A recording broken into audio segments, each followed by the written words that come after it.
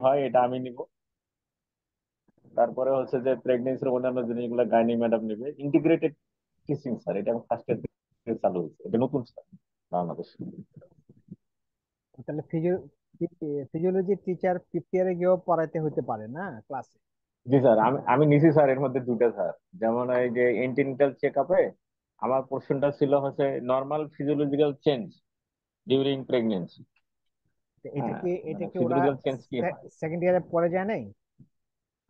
পড়ে গেছে স্যার, কিন্তু ইন্টিগ্রেটেড টেস্টিং হিসেবে 3 ঘন্টার ক্লাস একবারে, যাতে আরো ওরা ইয়ে করতে পারে, ক্যাপচার করতে পারে, প্র্যাকটিক্যাল করতে পারে এরকম। ও, মানে ওটা আমরা তো ফার্স্ট ইয়ারে পড়াই স্যার। ক্লিনিশিয়ানরা ক্লিনিশিয়ানরা প্রি ক্লিনিক্যালে আসবে? হ্যাঁ, ওনারাও আসে স্যার। যেমন আমার কিছুদিন আগে ছিল একটা একুটোরি ডায়রিয়া স্যার। একুটোরি ডায়রিয়া এর মধ্যে হচ্ছে বডি ইলেকট্রোলাইট কম্পোজিশন, এইগুলি হচ্ছে আমার পার্ট ছিল। এরপরে হচ্ছে যে পেডিটিশিয়ান একজন আসলো, উনি হচ্ছে মানে কিভাবে অ্যাসেসমেন্ট করে, কিভাবে ম্যানেজমেন্ট করে, এইটুকু জাস্ট একটু আলোচনা। এর আগে আরো একটা আমি ও, করছি স্যার, একটা ছিল হচ্ছে সিওপিডি।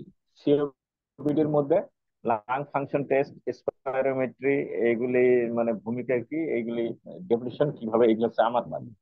আর যিনি আচ্ছা। হচ্ছে ইয়া ছিল স্যার আরেকজন, চেস্ট ডিজিজ স্পেশালিস্ট, উনি হচ্ছে এগুলো কি প্র্যাকটিক্যালি ডুপ্লিকেশন হয়? মানে আপনি এখন ফিফথ ইয়ারে যেটা পড়াবেন এটা তো সেকেন্ড ইয়ারে একবার পড়ানো হয়েছে, ডুপ্লিকেশন হয় কিনা? মানে স্যার ইন্টিগ্রেটেড টিচিং এর মডিউলটা কম স্যার। মানে এটা টার্গেটটা হচ্ছে যে ছেলেমেয়েরা ফার্স্ট ইয়ারে সেকেন্ড ইয়ারে থাকতে যাতে মানে ডক্টরস এর একটু ফ্লেভার পায়, যে ডক্টর হলে তাদের কতটুকু জানতে হবে। মানে করোনারি হার্ট আর হার্ট আমরা পড়াচ্ছি, কিন্তু প্র্যাকটিক্যাল লাইফে তাদের হার্টটা কিরকম জানতে হবে। প্র্যাকটিক্যাল লাইফে হচ্ছে যে হার্টের অ্যানাটমির পাশাপাশি করোনারি মানে আর্টারি কিভাবে গ্রো করছে। ক্লিনিক্যাল অ্যানাটমি ক্লিনিক্যাল অ্যানাটমি যেটা আমরা ওই যে ফোর্থ ফিফথ ইয়ারে সবগুলো ডিজিজের সাথে আমরা পড়তে হয় না, ক্লিনিক্যাল অ্যানাটমি ক্লিনিক্যাল ফিজিওলজি সাথে, যে জি ইয়েগুলো স্যার। ওইগুলা কি মানে ইনক্লুড করা হবে? কারণ ডেভিডসনে আপনি স্যার এখন একটু করে আছে যে মানে আছে, হ্যাঁ, সবগুলোতে আছে, সবগুলোতে ইনিশিয়ালি একটু বলে তারপরে যায় আর কি ডিজিজে ঢুকে। প্যাথোলজিটা বলে, হ্যাঁ, প্যাথোজেনেসিস যেটা, প্যাথোজেনেসিস বলে হ্যাঁ, প্রথমে আপনার অ্যানাটমি ফিজিওলজি ব্যাপারে কিছু বলে, তারপর প্যাথোজেনেসিস বলে, দেন ডিজিজ সম্পর্কে যায় আর কি। তো এখন আপনার ইয়াতে ইন্টিগ্রেটেড টিচিং তো একটা বুঝলাম, আর একটা হলো যে আপনার এখন কি কোশ্চেন, এমসিকিউ নিয়ে ইয়া হচ্ছে না নাকি? মানে স্যার এই কোশ্চেন গুলি হচ্ছে যে আমরা যাতে আরো উন্নত মানের করি। আগে হতো কি, যেমন question MCQ, all of the above, none of the above, এগুলি নিরুৎসাহিত। মানে নতুন নতুন এরা কিছু ইয়েটা কারিকুলাম নতুন করছে। ওয়ার্ল্ড আর world organization of medical education যেটা, তাদের ফরম্যাটে ঢুকতেছে এখন, নাহলে তো আমাদের হ্যাঁ, এমবিবিএস হ্যাঁ, ওদের ডিগ্রি ফরম্যাটে। ডিগ্রি হারাই ফেলবে তো। হ্যাঁ, আমাদের হারাই ফেলতেছে বিসিপিএস স্যার, ওইটাই দেখলাম ট্রেনিং বিসিপিএস করে। ও সব চেঞ্জ করে ফেলছে, বিসিপিএস ও প্যাটার্ন চেঞ্জ করে ফেলছে। মানে এমসিকিউর স্টাইল, এমসিকিউস তো এখন কমে গেছে, এখন তো সিঙ্গেল আনসারে চলে আসতেছে। আর পাশাপাশি আপনার আইওই যেটা আর কি, জি স্যার, এটা ওইগুলাতে এটা কথা চলে বলবো, আসতেছে। এটাও আইএও এটাও চালু হবে। আর একটা এখন স্যার হচ্ছে যে আমরা আগে কোর্সিং করতাম হচ্ছে ওইভাবে না, এখন স্যার কোর্সিং কিভাবে করতে হবে ওটা একটা সিস্টেম দিয়ে দিচ্ছে। মানে থট, মানে নলেজ জানার জন্য, তারপরে স্কিল, রাইট, এভাবে রাইট, অ্যানালিটিক চারটা কোর্সিং চারটা ভাগ করে, চারটা ভাগ আটটা। করে, রাইট। হ্যাঁ, হ্যাঁ, হ্যাঁ, এগুলা এগুলিতে ভালো আগে তো ভালো আমরা হয়েছে। ফলো এখন করতাম থেকে না। এখন থেকে এখন থেকে ইয়ে করলে, স্টুডেন্টরা প্র্যাকটিস করলে এটা সুবিধা হবে, বিসিপিএস এর হায়ার ডিগ্রিতে সুবিধা হবে। বিসিপিএস এগুলো চেঞ্জ করে ফেলছে, সুতরাং স্টুডেন্টদের কিন্তু এখানে আসতে হবে এই জায়গাতে। সবাই হচ্ছে। রোশনিকে কি গত ক্লাসে পাইনি মনে হয়? রোশনি কেমন আছেন? আসসালামু আলাইকুম স্যার। স্যার ভালো আছি, আপনি ভালো আছেন? আলহামদুলিল্লাহ। আমাদের কুদ্দুস সাহেব বললো ইন্টিগ্রেটেড টিচিং এগুলো সম্পর্কে জানেন? না স্যার, তেমন একটা জানি না। হ্যাঁ, এখন এগুলো চেঞ্জ হচ্ছে, রেপিড চেঞ্জ হচ্ছে। কুদ্দুস সাহেব আপনি কদিন থাকেন? আমি স্যার তো কালকে ট্রেনিং শেষ, আমি শনিবারে স্যার কালকে প্র্যাকটিক্যাল হলে একবারে পড়ে যাবো কিনা সেটা চিন্তা করতেছি। একবারে করে যান প্র্যাকটিক্যালটা। আর আপনার এটা রিডিং রিডিং এরিয়াস বা কোনো কিছু থাকলে এটা একটা আমার কাছে শেয়ার করেন তো। আচ্ছা স্যার, মানে ঠিক আপনাদের আছে। কোশ্চেন স্টাইল গুলো কিভাবে কি বলছে এটা একটু শেয়ার করেন, জাস্ট জানার আচ্ছা, জন্য। ঠিক আছে, ঠিক আছে। আচ্ছা। আচ্ছা, আর আনোয়ার ফারুক সাহেব কেমন আছেন, আমাদের বিদেশি ডক্টর? আসসালামু আলাইকুম স্যার। জি, আলহামদুলিল্লাহ ভালো আছি স্যার। আপনাকে বিদেশি ডক্টর বললাম কেন বুঝছেন তো? তো সৌদি আরব ছিল স্যার। সৌ- সৌদি ডক্টর আর কি। কায়ফা আলেক, জেন তামাম জি স্যার। আহ, তো এগুলা আমি কুয়েতে ছিলাম তখন অবশ্য বুঝতাম তাদের কথা। আমি আবার ও অ্যারাবিক ডিসপ্লে গুলো দিতে পারতাম। তো এগুলো ভুলে আচ্ছা গেছি, স্যার। মানে এইসব কথাবার্তা গুলো ভুলে গেছি। ও কথা মানে মোটামুটি স্পোকেন এটা বলতে পারতাম আর কি, না হলে তো আর মানে বাধ্য জি হয়ে স্যার। শিখতে হয়েছিল আর কি। স্যার কুয়েত কত বছর ছিলেন স্যার? 3.5 বছর আচ্ছা আচ্ছা। আর্মি থেকে আর কি। ওই যে কুয়েতের সাদ্দামের পরে জি কুয়েত জি জি স্যার। রিকনস্ট্রাকশন করে দিয়ে আসলাম আমরা গিয়ে। জি স্যার। কুয়েতের যে রিকনস্ট্রাকশন এটা কিন্তু আমাদের বাংলাদেশ বাংলাদেশ আর্মি করে দিয়ে আসছে এখন যে ও কুয়েত। কুয়েতের প্রতিটি ইঞ্চিতে আপনার ইয়ে ছিল, এই বম ছিল, বিভিন্ন এক্সপ্লোসিভ ছিল। জি স্যার। এবং এই প্রত্যেকটা জিনিস ইঞ্চি ইঞ্চি কুয়েতটাকে পরিষ্কার করতে হয়েছে, এবং বাংলাদেশ আর্মি করছে এটা। অনেক কষ্ট করতে হয়েছে, অনেক জীবন গেছে, অনেকগুলা। জি স্যার। তা আজকে কুয়েত আবার রিকনস্ট্রাকশন হয়েছে শুধু এই বাংলাদেশের ইয়ের জন্য, আর্মির ইয়ের জন্য। আচ্ছা স্যার।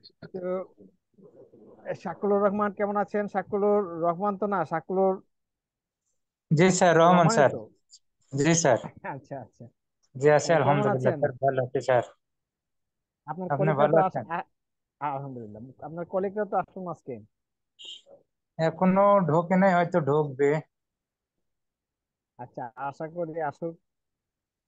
আমরা 10-এ স্টার্ট করবো আর কি। আর 2 মিনিট আছে। জি স্যার। এখানে আর কাউকে তো দেখছি না, আপনারাই তো।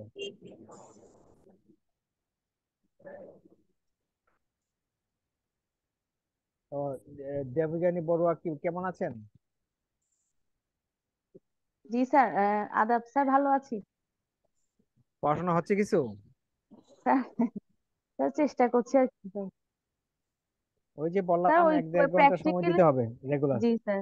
স্যার, প্র্যাকটিক্যাল ক্লাসটা তো স্যার আমি ওই একটু ছুটি নিয়ে সমস্যা হয়ে যাচ্ছে, তো আমি তো আসতে পারছি না এখন। আমি খুব প্রবলেমে আছি এটা নিয়ে আর কি।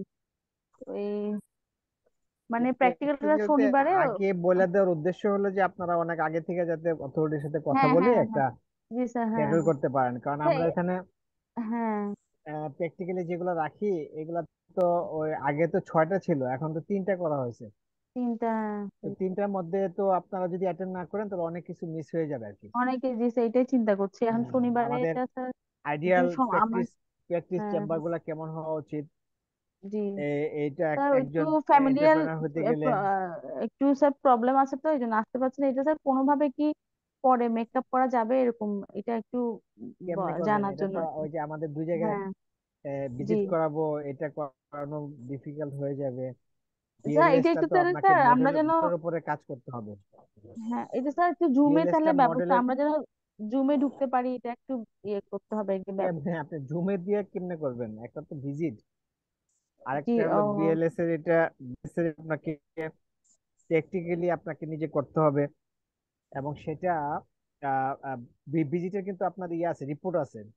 প্র্যাকটিস ভিজিটের রিপোর্ট আছে, সেই রিপোর্টের উপর আপনার মার্কিং আছে। হুম। প্র্যাকটিস ভিজিট যে আপনি করবেন একটা ফর্মে, সেটা অনুযায়ী আপনাকে ওই রিপোর্ট হুম। লিখতে হবে।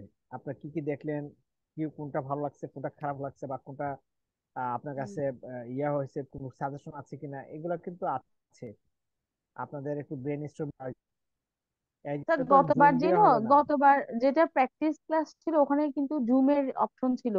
আমরা এমনি কিছু না মানে ইয়ে করলেও আমরা জুমে দেখেছিলাম কি হচ্ছে, কি করাচ্ছে, এটা আর কি একটু আইডিয়া ছিল আর কি। এবার জুমের ব্যবস্থা রাখেনি। আর জুমের ব্যবস্থা রেখে লাভও নেই, আমাদেরকে যে বিভিন্ন জায়গায় নিয়ে যাবে এটাতে জুম দিয়ে আপনাদেরকে কানেক্ট করা খুব ডিফিকাল্ট হবে। তো ডক্টর নাহিদ ভালো আছেন?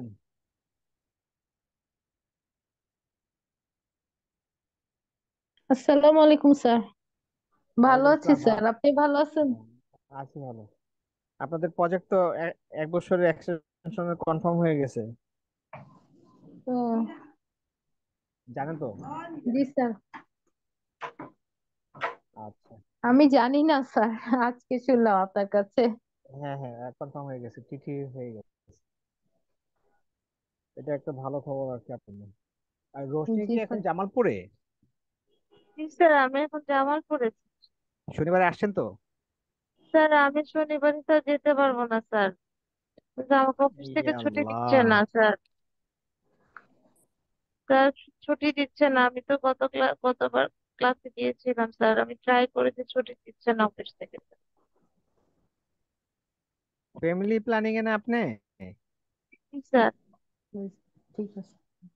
ফ্যামিলি প্ল্যানিং এ স্যার একদিনে ছুটি আমাকে দিলে কি হয়? স্যার দিচ্ছে না স্যার।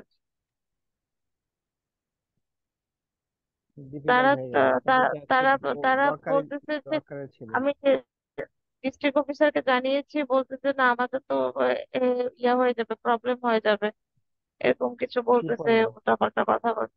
মানে হচ্ছে ইনকামটা, সোর্স অফ একদিনের ইনকাম 20-30 হাজার টাকা ইনকাম করে দিতে দিই, সেটা অফ হয়ে যাবে, এটা সেটা অনেক কিছু শোনাইছে কথা স্যার। এই কোর্সের আগে ওদেরকে কি জানাছিলেন যে আমি একটা কোর্সে অ্যাড হচ্ছি? হ্যাঁ হ্যাঁ, আমি বলেছি স্যার। তাহলে তাহলে এটা তো ওদের দায়িত্ব এখন। স্যার, উম, খুবই তা আমি খুবই চেষ্টা খারাপ করেছি আসলে। স্যার, অনেক চেষ্টা করেছি স্যার। এটা মানে আমার সাথে একটা রাফ বিহেভ করে ফেলছে, তা আমি আর কিছু বলিনি তো। না, সেটাই। যদি আসলে বেশি প্রবলেম হয় তাহলে তো কিছু করার থাকে না। স্যার। তাহলে আমরা ক্লাসে ঢুকি। Sir, sir. 13 বাজে গেছে। অবশ্য আজকে ক্লাসটা এত বড় না, বাট রিয়েলাইজেশনটা হলো বড়। আজকে তো প্র্যাকটিস মেডিসিন ওগুলো কিছু নাই। আজকে হলো আমাদের আমাদের ফ্যামিলি মেডিসিনের সৌন্দর্যটা কোথায়, এটা নিয়ে আমরা কিছু কথা বলবো। ফ্যামিলি মেডিসিনটা কেন এত সারা ওয়ার্ল্ডে কেন এত সমাদৃত, ফ্যামিলি মেডিসিনটাকে কেন আহ, সবাই ফান্ডামেন্টাল মেডিকেল হিসেবে দেখছে, ফ্যামিলি মেডিসিন স্পেশালিস্টকে। এগুলোর জন্য দুইটা জিনিস খুব ইম্পর্টেন্ট এখানে। আমরা একটা হলো যে আমরা ফ্যামিলিকে ইনভলভ করি ফ্যামিলি মেডিসিনে। ফ্যামিলি মেডিসিন কথাটার মধ্যে ফ্যামিলির ইনভলভমেন্টের একটা ইয়ে আছে। আরেকটা হচ্ছে হচ্ছে যে whole person care. Whole person care খুব ইম্পর্টেন্ট। হোল পার্সন কেয়ার বা অথবা কম্প্রিহেন্সিভ কেয়ার অথবা হোলিস্টিক কেয়ার, এই সবগুলা কথাই কিন্তু family medicine, family doctor, family practice এগুলোর সাথে খুব ওতপ্রোতভাবে জড়িত। তো ওইগুলা নিয়ে আমি কিছু প্রি রিডিং দিয়েছিলাম। আপনারা কে কে পড়ছেন বলেন তো, একজন নাম বলেন, কে পড়ছেন? প্রি রিডিং ম্যাটেরিয়ালস কিছু দিচ্ছি, আপনারা পড়তে পারছেন কিনা? কেউ পড়তে পারেন নাই?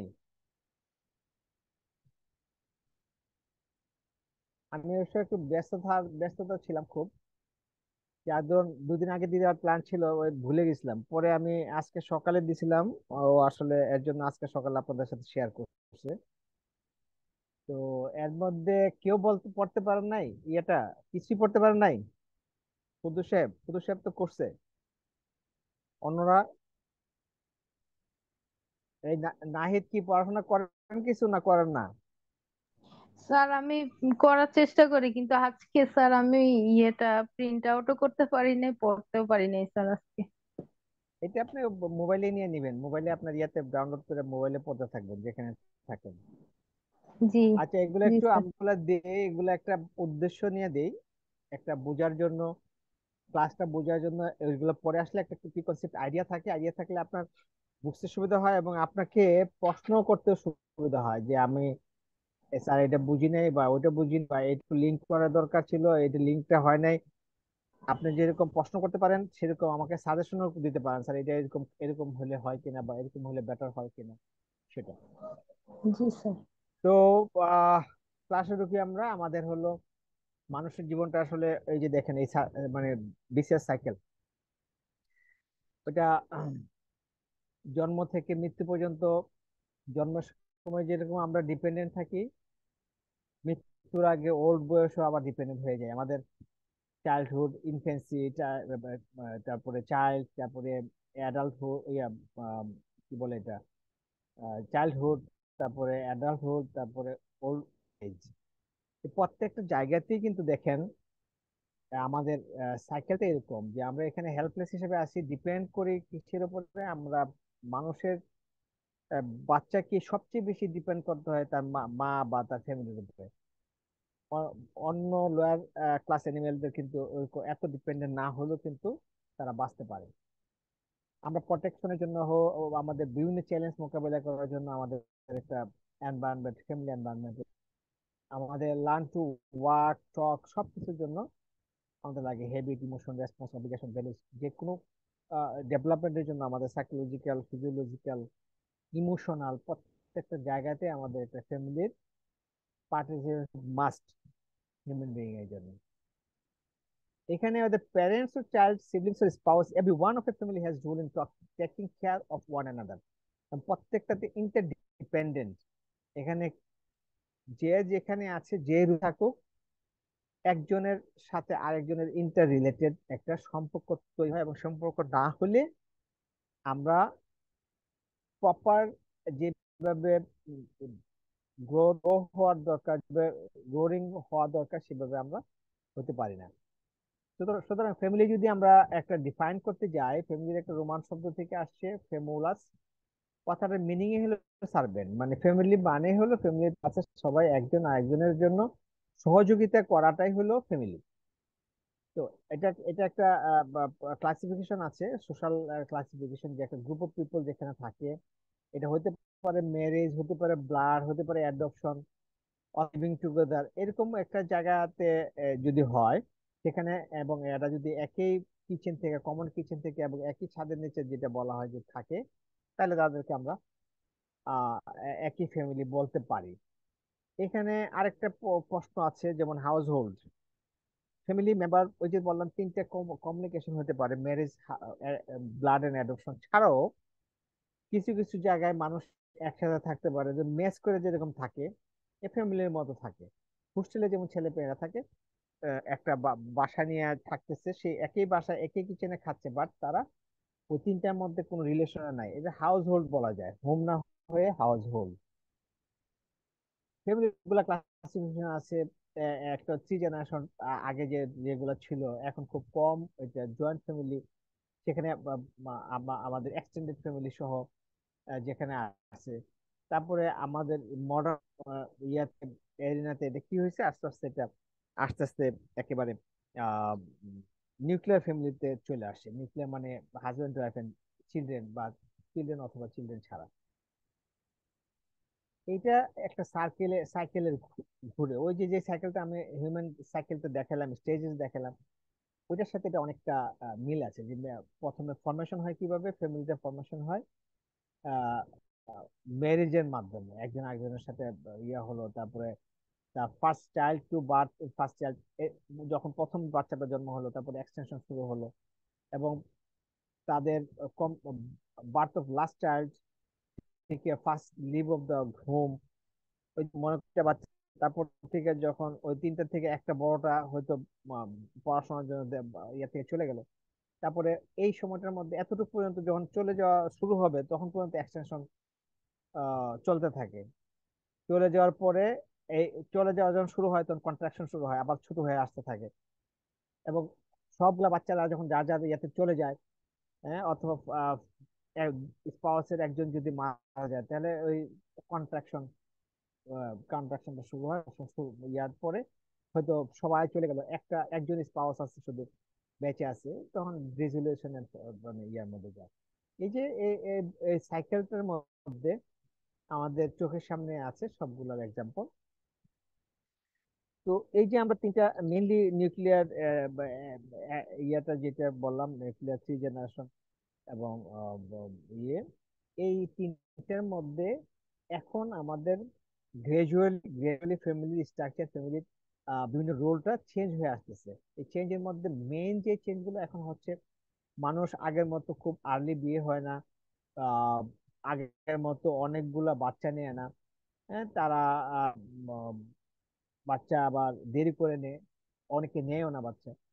এর মধ্যে ডিভোর্সের পরিমাণ আগে থেকে অনেক বেড়ে গেছে, এর জন্য সিঙ্গেল প্যারেন্টস এর সংখ্যা বেড়ে গেছে, ওয়ার্ক মাদার রয়ে গেছে, children unsupervised and feel neglected and involve. এই কারণে আমাদের বাচ্চারা খুব আনসাপোর্টেড হিসেবে বড় হয়। ওয়ার্কিং মাদার্স এবং সে ওয়ার্কিং মাদাররা, বা যেহেতু আমাদের দেশে ডাবল বার্ডেন অফ উইমেন থাকে, মানে সব দিকে সমানভাবে কাজ করতে বাইরে এবং ঘরে, তাদের একটা ডাবল বার্ডেন থাকে, এবং তাদের উপরে একটা এক্সট্রা স্ট্রেস কাজ করে। তো এখন আমি যে জিনিসটা বোঝাতে যাচ্ছি যে আমাদের যে বিভিন্ন ডেফিনেশনের মাধ্যমে বিভিন্নভাবে আমরা যে ফ্যামিলির যে ইয়েটা দেখলাম, জয়েন্ট ফ্যামিলি, নিউক্লিয়ার ফ্যামিলি এবং থ্রি জেনারেশন ফ্যামিলি, তারপরে আমাদের মডার্ন রিকোয়ারমেন্টস এর সাথে আস্তে আস্তে যুগের সাথে এই জিনিসগুলা অনেক চেঞ্জ হয়ে আসছে। আমাদের থিঙ্কিং প্রসেস থেকে ধরে আমাদের ফ্যামিলি স্ট্রাকচার এবং আমাদের বিভিন্ন সোশ্যাল ইন্টারাকশনের জন্য আমাদের এগুলা একেবারে সেট একটা প্যাটার্নের মধ্যে থাকে না, এগুলো অনেকগুলা চেঞ্জ হয়ে আসতেছে এবং চেঞ্জ হয়ে আসার ফলে আরো বেশি কমপ্লেক্সিটি তৈরি হচ্ছে, আরো বেশি ইম্প্যাক্ট তৈরি হচ্ছে আমাদের হেলথের উপরে এবং হেলথ মানে ফ্যামিলির উপরে, ওভারঅল ফ্যামিলির উপরে, সাইকোলজিক্যাল অথবা অন্যান্য ইমোশনাল যেসব প্রবলেম সেগুলোর সংখ্যা অনেক বেড়ে গেছে। এইটার মেডিকেল আমাদের এরকম একটা ডেফিনেশনের যে সায়েন্টিফিক ডেফিনেশন বলি, আমি এটাকে যদি আমরা মেডিকেল টার্মে বা হেলথ কেয়ার রিলেটেড টার্মে যদি আমি বলি, যেটা আমি বললাম যে হাউস হোল্ড টাইপের একটা ডেফিনেশন আমরা এখানে এই জন্য নিতে পারি। যেমন family is not about blood, it's about who is willing to hold your hand when you need it the most। আমাদের সোসাইটিতে এটা আছে, বহুত আছে। একেবারে ব্লাডে, ম্যারেজে অথবা অ্যাডপশনে, এই কোনোটাতেই সে ইয়ে না, লিঙ্কড না। বাট সে সে যেরকম অনেকের আছে একেবারে চাইল্ডহুড থেকে তার একটা মানে কেয়ারটেকার আছে। কেয়ারটেকার মানে হলো তার parent আছে, যে বাচ্চা হিসেবে আসছে, তার এখানে ছিল, তার এখানে বড় হয়েছে, সে এখানে বিয়ে করছে, তার ছেলে মেয়ে ফ্যামিলি সহ ওই ওই ভদ্রলোককে সেবা যত্ন করে যাচ্ছে, সারা জীবন তার সাথে ছিল। এই যে ছিল, তার কিন্তু ব্লাডের সম্পর্ক নাই, ম্যারেজের সম্পর্ক নাই, এর সম্পর্ক নাই, কিন্তু সে একটা ফ্যামিলির মতো ছিল, ফ্যামিলি মেম্বারের মতো ছিল। এবং হেলথ কেয়ারে কিন্তু তারা অনেক বেশি রোল প্লে করে, অনেক বেশি ইম্পর্টেন্ট। সো ফ্যামিলি বলতে আমরা শুধু যে ওই তিনটা লিঙ্ক আপ দিয়ে আমরা খুঁজবো যে মেম্বারকে, এটা হেলথ কেয়ারের জন্য অ্যাপ্লিকেবল হবে না। হেলথ কেয়ারের জন্য যে কোনো ব্যক্তি, সে যদি তার হেলথের জন্য হোক বা তার ইমোশনাল সাপোর্টের জন্য হোক অথবা সোশ্যাল সাপোর্টের জন্য হোক, সে যদি তার জন্য সাপোর্টিভ হয়, তাহলে তাকে ফ্যামিলি মেম্বার হিসেবে আমরা consider করি। মানে এই সেন্সে in case of health care.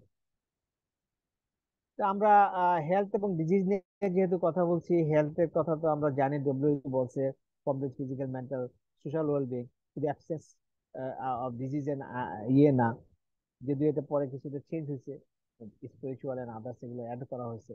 R disease আছে এটার উল্টা, উল্টা অপোজিট হেলথ। তো ডিজিজ এন্ড হেলথের ব্যাপারে আমরা জানি ডেফিনেশন, আমরা ওগুলো মুখস্থ করে পরীক্ষা পাস করে আসছি। আর সিম্পলি যেটা হলো যে সুস্থ থাকাটাই হলো ইয়ে হেলথ। আর যে কোনো সাইকোলজিক্যাল বা ইমোশনাল যে কোনো ধরনের ডিস্টার্ব হলে এটা ডিজিজের প্যাটার্নে পড়ে। তো আমরা এই যে হেলথ এন্ড ডিজিজ নিয়ে আমরা কথা বলবো, হেলথ এন্ড ডিজিজের সাথে ওতপ্রোতভাবে জড়িত আছে ফ্যামিলি, ফ্যামিলি মেম্বাররা। তাহলে আমরা এটা বলতে পারি যে secrets of national health lies in the home of the people.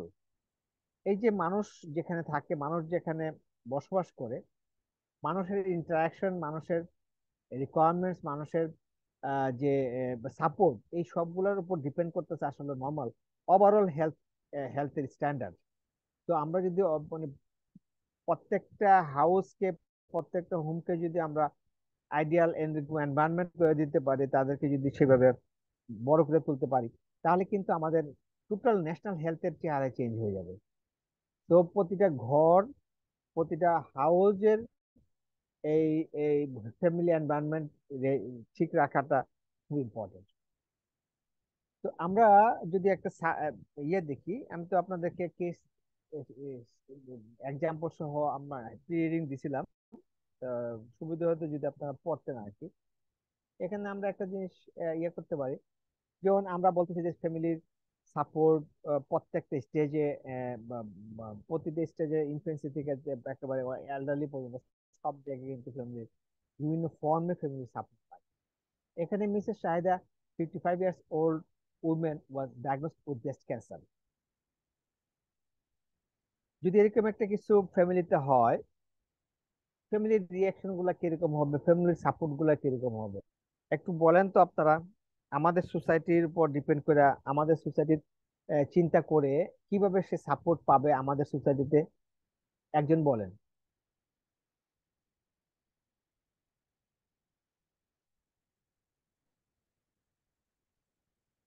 কথা বলেন কেউ। একবার কথা না বললে আমি মনে হচ্ছে, আমি মনে হয় মানে কেউ মনে হয় আমার সামনে নাই। স্যার প্রশ্নটা যদি স্যার আবার একটু বলতে স্যার এটা, না, এটা তো এই স্ক্রিন আছে, এই কোশ্চেনটাই যে এই ফিফটি কোশ্চেনটাই ফাইভ আমরা কিভাবে ডিল করবো আমাদের সোসাইটিতে কোশ্চেন। আমরা আমাদের সোসাইটিতে কিভাবে সাপোর্ট পাবে, ফ্যামিলি থেকে, ফ্যামিলি মেম্বার থেকে কিভাবে সাপোর্ট পাবে। 55 ইয়ার্স ওল্ড একটা মেয়ে, women suddenly diagnose with the breast cancer, G sir. তার সাপোর্টটা কিভাবে হবে? স্যার এই আমাদের আমরা এখানে তো স্যার প্রথম হলো যে মহিলারা এই ধরনের ডায়াগনোসিস গুলোর ব্যাপারে একটু শাই হয়, মানে প্রাথমিক অবস্থায় এটা কাউকে বলতে চায় না। ব্রেস্ট বা প্রাইভেট পার্টসে যদি কোনো রকম টিউমার হয় সেটা সে এক্সপ্রেস করে না, ইভেন ফ্যামিলিকেও খুব একটা জানিতে চায় না। এবং এটা যদি স্যার মেনোপজাল এই যে হয়, তাহলে হাজবেন্ডের পক্ষেও তো অনেক সময় বোঝা সম্ভব হয় না। তো এটা ফার্স্ট অফ অল প্রবলেম হলো যে স্যার লেট ডায়াগনোসিস হয়ে যায় অনেক সময়। হয়তো যখন তার টিউমারটা দেখা গেছে সেক্ষেত্রে, আচ্ছা ডায়াগনোসিস হয়ে যাওয়ার পরে স্যার এই ক্ষেত্রে এইখানে যে পয়েন্টগুলো লেখা আছে অধিকাংশ ক্ষেত্রে আহ, আহ, সেটা হয়তো স্যার ওইভাবে হয় আবার হয় না। যে সমস্ত ফ্যামিলি ওয়েল এডুকেটেড তারা এই সাপোর্টটা দেয়, কিন্তু যাদের অতটা অ্যাডভান্স লেভেলের না, যেখানে স্যার এখানে বাংলাদেশে ক্যান্সার চিকিৎসায় তো স্যার প্রাইভেট মানে টাকা পয়সা খরচের একটা ব্যাপার আছে। তো সেখানে ফ্যামিলি লেভেলে হয়তো মেন্টাল সাপোর্টটুকুই দিতে পারে আর কি স্যার এই ভেরি গুড, হাজবেন্ড তার সাথে চমৎকার। যাবে। হ্যাঁ হ্যাঁ, আপনি খুবই সুন্দর বলছেন। তো একটা জিনিস হলো যে, ফার্স্ট হলো কি, ক্যান্সারের ডিনায়াল হয় এক দেশে। আমরা আমরা ক্যান্সার বা খুব খারাপ কিছু জিনিসের কিছু ডায়াগনোসিস হলে আমরা অ্যাকসেপ্ট করতে চাই না প্রথমে। ওই জিনিসটা হয়, এবং ওই যেটা বললেন যে এটা ডিলেট হয় নানান কারণে। আমাদের মহিলারা ওইরকম এডুকেটেড না, সেলফ এক্সামিনেশনের ব্যাপারেও এরা জানে না বা ওইভাবে করতে পারে না, এবং আদার ডায়াগনস্টিক যেসব ইয়াগুলো আছে এগুলো তো প্রশ্নই আসে না। তো কমনলি যেটা হয়, আর ডায়াগনোস হয়, খুবই ইম্পর্টেন্ট একটা ইস্যু। এবং যখনই লেট ডায়াগনোসিস হয় তখনই খুব একটা হারিট একটা চিকিৎসার ব্যাপারে খুব দৌড়ঝাঁপ শুরু হয়। এবং সেই দৌড়ঝাঁপের মধ্যে যেটা হয়, এই ডিসিশনটা নেওয়া, ট্রিটমেন্ট ডিসিশনটা নেওয়া খুব important একটা ইয়ে। তার যদি হাজবেন্ড থাকে, তাহলে হাজবেন্ডকে এখানের মধ্যে অনেক মানে প্রাইম রোল প্লে করতে হয়। And এই চিকিৎসার ব্যাপারে যে ইয়াটা হলো সলভেন্সি, ইকোনমিক সাপোর্ট। এবং ওইটার জন্য কেউ পারবে কতটুকু, আমাদের দেশে তো ওরকম ভাবে ইয়া করা যায় না। তাও ছেলে মেয়ে যদি থাকে তাদেরকে ইনভলভ করা, তাদেরকে কাউন্সিলিং করা, তাদেরকে বলা। আমাদের যদি আমরা ফিজিশিয়ান আমাদের সামনে যদি আসে, তাহলে কি করতে হবে, ব্যক্তিদের ব্যাড নিউজের যে স্টেপ গুলো আছে সেগুলো দিয়ে আগাতে হবে। আগানোর পরে তার হাজবেন্ডকে ইনভলভ করতে হবে। তার হাজবেন্ডকে ইনভলভ করে তার বোঝার চেষ্টা করতে হবে তার ফ্যামিলি ইয়া কিরকম, মানে ইকোনমিক সাপোর্ট কিরকম, তার ছেলে মেয়েরা কোথায় আছে, কে কি করে, তারা কি সাপোর্ট করতে পারবে কিনা, কে বেশি কনসার্ন, তার সাথে দরকার হলে নিজে কথা বলতে হবে। ওই ফ্যামিলির যদি তার নিজের প্যারেন্টসদের বা নিজের ভাই বোনদের দিকে যদি সাপোর্ট পায় সেটা করতে হবে, কারণ তাদেরকে বুঝাতে হবে এটা একটা আহ বেশ বড় ধরনের ফাইন্যান্স সাপোর্টের একটা দরকার আছে। সো ট্রিটমেন্ট ডিসিশনের সময় তাদেরকে ইনভলভ করাটা আবার খুব জরুরি একটা ব্যাপার। যদি ইনভলভ করার মতো সম্ভব হয়, তাহলে আমরা আমাদের থেকে আমাদের রোলটা এখানে ওইভাবে প্লে করতে হবে। এবং এখানে ফাইন্যান্সিয়াল কনসিডারেশনটা সবসময় সামনে রাখতে হবে। কারণ অনেক সময় এই 40 স্টেজ 50 স্টেজে গিয়ে আমাদের এখানে আসলে ট্রিটমেন্ট করেও যে লংজিভিটি হয়, ট্রিটমেন্ট না করেও লংজিভিটি খুব কাছাকাছি হয়। মাঝখানে কি অনেকগুলো ফ্যামিলি একেবারে পথে বসে যায়। এগুলো নিয়েও এখানে অনেক কথা আছে। ওই যেমন আমাদের ক্রিটিক্যাল কেয়ারে, অথবা আরেকটা কি বলে, এন্ড অফ লাইফ কেয়ার, এগুলা কিন্তু থিওরি অন্যরকম, এগুলো আমাদের দেশে এখন ওইভাবে আসে নাই। যে অ্যাসেস করা কাকে কতটুকু আপনি চিকিৎসা দিবেন, কস্ট বেনিফিট, এগুলো একটু কম্পেয়ার করা, ওইগুলা আমাদের দেশে ওগুলো বলা যায় না, বলতে গেলে তারা হয়তো অন্যভাবে নিবে। কিন্তু সেখানেও আমাদের রুল আছে, আমরা যদি সম্ভব হয় আমরা কিছু সেখানে বোঝানোর জন্য যে তার যে বেনিফিটটা হবে কতটুকু সে পাবে, আর যা যা খরচ করবে সেটার উপরে কতটুকু যাবে। আর ইমোশনাল খুঁজতে হবে, তার সাথে কথা বলতে হবে, কতগুলো প্রশ্ন করতে হবে, কে তার জন্য কনসার্ন, কে তার সাপোর্ট দিতে পারবে, বা বাড়িতে কে কে আছে কার সাপোর্ট দিতে পারবে। যাকে যার কথা বলে যে এই মানে আমার মেয়েটার সাথে বা আমার ইয়ে আছে একটা, তার সাথে তাকেও একটু ইনভলভ করতে হবে, নিয়ে এসে ইমোশনাল সাপোর্ট যাতে তার সে পায়, সেই ব্যাপারটা সাপোর্টটা তাকে দেওয়াতে হবে। তো একটা খারাপ জিনিস যখন ডায়াগনোসিস হয়, তখন আমাদেরকে ফ্যামিলি শুধু এক মেম্বার হাজবেন্ড হলে একটা প্রেসক্রিপশন করে যদি আমরা ওষুধ দিয়ে দিই, সেটা কিন্তু আমাদের কাজ শেষ হয়ে যাবে না। আমাদেরকে এখানে অনেক কিছু ফ্যামিলিকে ইনভলভ করার ব্যাপারে অনেক কিছু ইয়ে আছে। আমি শেষের দিকে কিছু প্রশ্ন নিয়ে আলোচনা করব, কিভাবে আপনি খুঁজবেন কি পার্সনটা তার সাপোর্টের জন্য, কি পার্সন কে কে তাকে ওইভাবে সাপোর্ট দিতে পারে। এই কোশ্চেন গুলো আমি ডিসকাস করবো। আরেকটা আছে, যেমন 25 years old women was diagnosed with depression and anxiety. এই কিন্তু খুব ইম্পর্টেন্ট একটা ইয়ে, সাইকোলজিক্যাল প্রবলেম নিয়ে আমাদের দেশে আমরা কথাই বলতে পারি না পেশেন্টের সাথে, এখনো না, এখনো আমরা সাইকোলজিক্যাল প্রবলেম নিয়ে আমরা প্রায় কথা বলতে পারি না, কারণ এটা একটা অনেক বড় ধরনের স্টিগমা আছে আমাদের দেশে। আমাদের পেশেন্টরা যেরকম এটাকে অ্যাকসেপ্ট করতে চায় না, পেশেন্টদের থেকে আরো বেশি তার ফ্যামিলি এটা অ্যাকসেপ্ট করতে চায় না। সাইকোলজিক্যাল কোনো প্রবলেম আছে এটা সোসাইটিতে শুনলে বা বুঝলে কি হবে, সেটা এটা অ্যাকসেপ্টই করে না, পেশেন্ট নিজেও করে না। ওইটাকে মনে করে যে অ্যাংজাইটি, ডিপ্রেশন অ্যাংজাইটি হলে এটা উইকনেস, তার মানসিক শক্তি কম, এই টাইপের একটা, অথবা কিছু ক্ষেত্রে ইল ইল ইভিল ফোর্সের উপরও তারা ইয়া করে, আহ দোষ দেওয়ার চেষ্টা করে যে হ্যাঁ জিনে ধরছে, এই করছে সেই করছে, বা ওটা ওটা বলার চেষ্টা করে, জার ফুক করার চেষ্টা করে। তো সব প্রথমে হলো যে এটাকে ইগনোর করার চেষ্টা করে। এই জন্য আমাদের রোলটা অনেক বেশি। আমাদের সাইকোলজিক্যাল অ্যাসেসমেন্টের জন্য অনেক মিনিয়েচার কোশ্চেনার আছে। আমরা ওইগুলো নিয়ে, ওইগুলো যদি আমরা রাখি, আমাদের চেম্বারে রাখি, আমরা ওই কোশ্চেনার গুলো দিয়ে আমরা কিন্তু তার depression degree level, anxiety level, anxiety condition, এগুলো কিন্তু আমরা অ্যাসেস করতে পারবো, বুঝতে পারবো, লেভেলটা দেখতে পারবো। সেই অনুযায়ী আমাকে তাকে একটা ইনিশিয়াল সাপোর্ট দিয়ে সাইকিয়াট্রিস্টের কাছে আমরা পাঠাতে পারি। স্যার মিনিয়েচার কোশ্চেনার গুলো কিরকম হবে? মিনিয়েচার কোশ্চেনিয়ার আছে ফর ডিপ্রেশন এন্ড অ্যাংজাইটি, এগুলা ইয়াতে পাবেন, অনলাইনে পাবেন। এটা হলো যে ডিপ্রেশনকে ডায়াগনোসিস করার জন্য ইয়ে কোশ্চেনিয়ারের মাধ্যমে, এখানে বা কোশ্চেন আছে মনে হয়, ওটার মধ্যে মার্কিং করা আছে 1 2 3। টোটাল মার্কস কত হয়েছে সেটার উপর ডিপেন্ড করে ইয়াটা ডিপ্রেশনটাকে আপনি লেভেল করতে পারবেন, অ্যাংজাইটি লেভেল করতে পারবেন। এগুলো হলো জিপিদের জন্য, আমাদের জন্য। হ্যাঁ, যারা আমরা এটাকে একটা স্টেপ স্টেপ ওয়াইজ মেথডিক্যালি আমরা বোঝার চেষ্টা করব যখন তার ডায়াগনোসিস থাকে।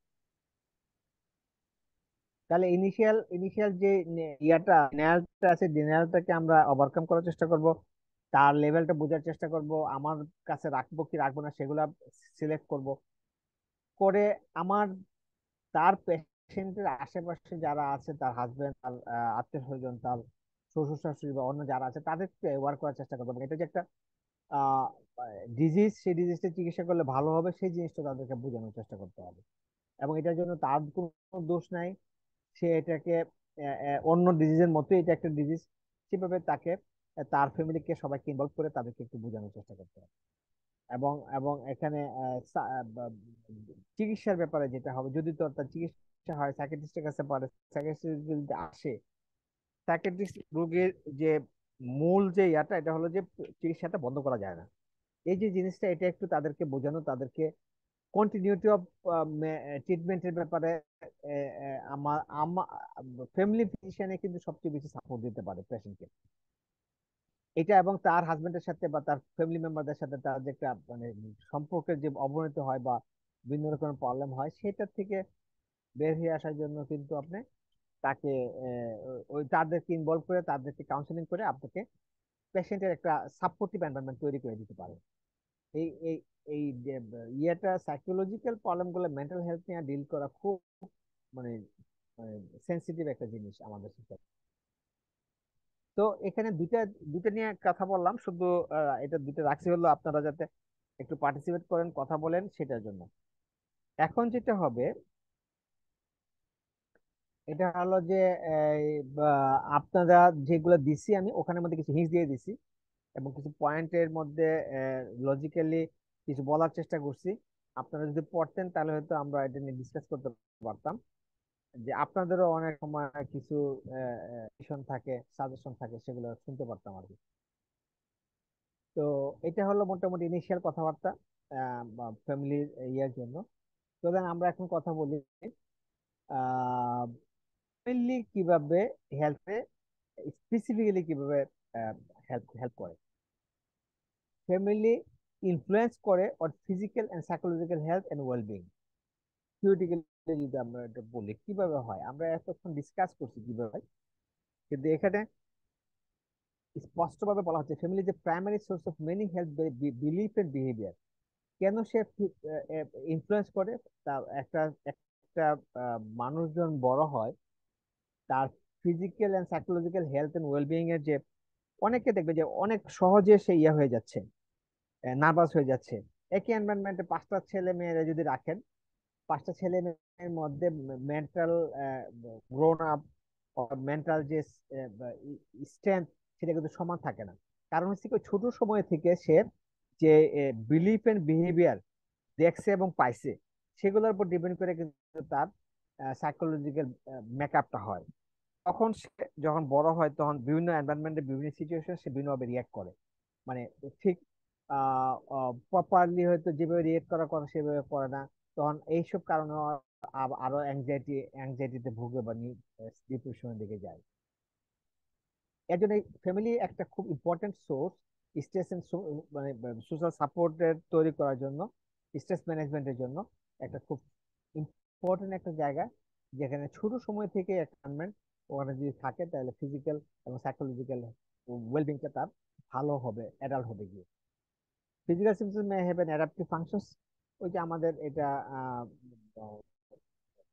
কনভার্সন ডিসঅর্ডারের মধ্যে যেটা হয়, একটা মানে সাইকোলজিক্যাল একটা প্রবলেম, ফিজিক্যাল প্রবলেম হিসেবে, ফিজিক্যাল সিমটম হিসেবে এটা দেখা দেয় একটা স্টেজে। Family primary social context is which health issues address. Marital and family relationship have powerful impact on health outcome. অবশ্যই এখানে একটা আছে, ফ্যামিলির মধ্যে যে রিলেশনশিপটা তৈরি হয়, মেরিটাল স্টেজ যেটা আছে, মেরিটাল হারমোনি যদি না থাকে তাহলে সেখানে অবশ্যই একটা হেলথ আউটকাম ইম্প্যাক্ট একটা তৈরি হবে এখানের মধ্যে। তার মধ্যে সাইকোলজিক্যাল প্রবলেম হতে পারে, তার মধ্যে নিউট্রিশনাল যেসব সাপোর্ট গুলো তার থাকা উচিত ছিল, যেভাবে তার লাইফস্টাইলটা যেরকম থাকা উচিত ছিল, হেলদি লাইফস্টাইল হ্যাম্পার্ড হতে পারে মেন্টাল ডিসহারমোনির জন্য। সেখানে হেলথ আউটকামের উপরে একটা ইম্প্যাক্ট হবে ফ্যামিলির জন্য। Family members on health profession provide most of the health care for the patients. এটা মনে রাখতে হবে যে এটা জানি ফ্যামিলি মেম্বাররাই আমাদের, আমরা যারা ডাক্তাররা প্রেসক্রিপশন করতে পারি, তাকে অ্যাডভাইস করতে পারি, কিন্তু এটাকে ফলো করানো, এটাকে মানে সাকসেসফুল ইয়াতে নিয়ে যাওয়ার জন্য সবচেয়ে বেশি সাপোর্ট যে দিতে পারে এটা হলো ফ্যামিলি বা family। এখন দেখেন সিকনেসটা কিভাবে ফ্যামিলির উপরে ইয়া করে। এতক্ষণ আমরা বলার চেষ্টা করছি যে ফ্যামিলি কিভাবে ডিজিজ বা ওয়েলবিং এর উপরে ইম্প্যাক্ট তৈরি করে। আবার যদি সিকনেস কারো যদি ইয়া হয়, ফ্যামিলি মেম্বারের কারো যদি ক্রনিক ডিজিজ হয় বা সে যদি ডেথ বা কিছু একটা হয়, তাহলে কিন্তু আপনার ওভারঅল ফ্যামিলির উপরে কিন্তু একটা ইম্প্যাক্ট হয়। তো ক্রনিক ডিজিজ অথবা ডেথ যদি কারো হয় তাহলে কি হয়, রুল চেঞ্জ হয়ে যায়।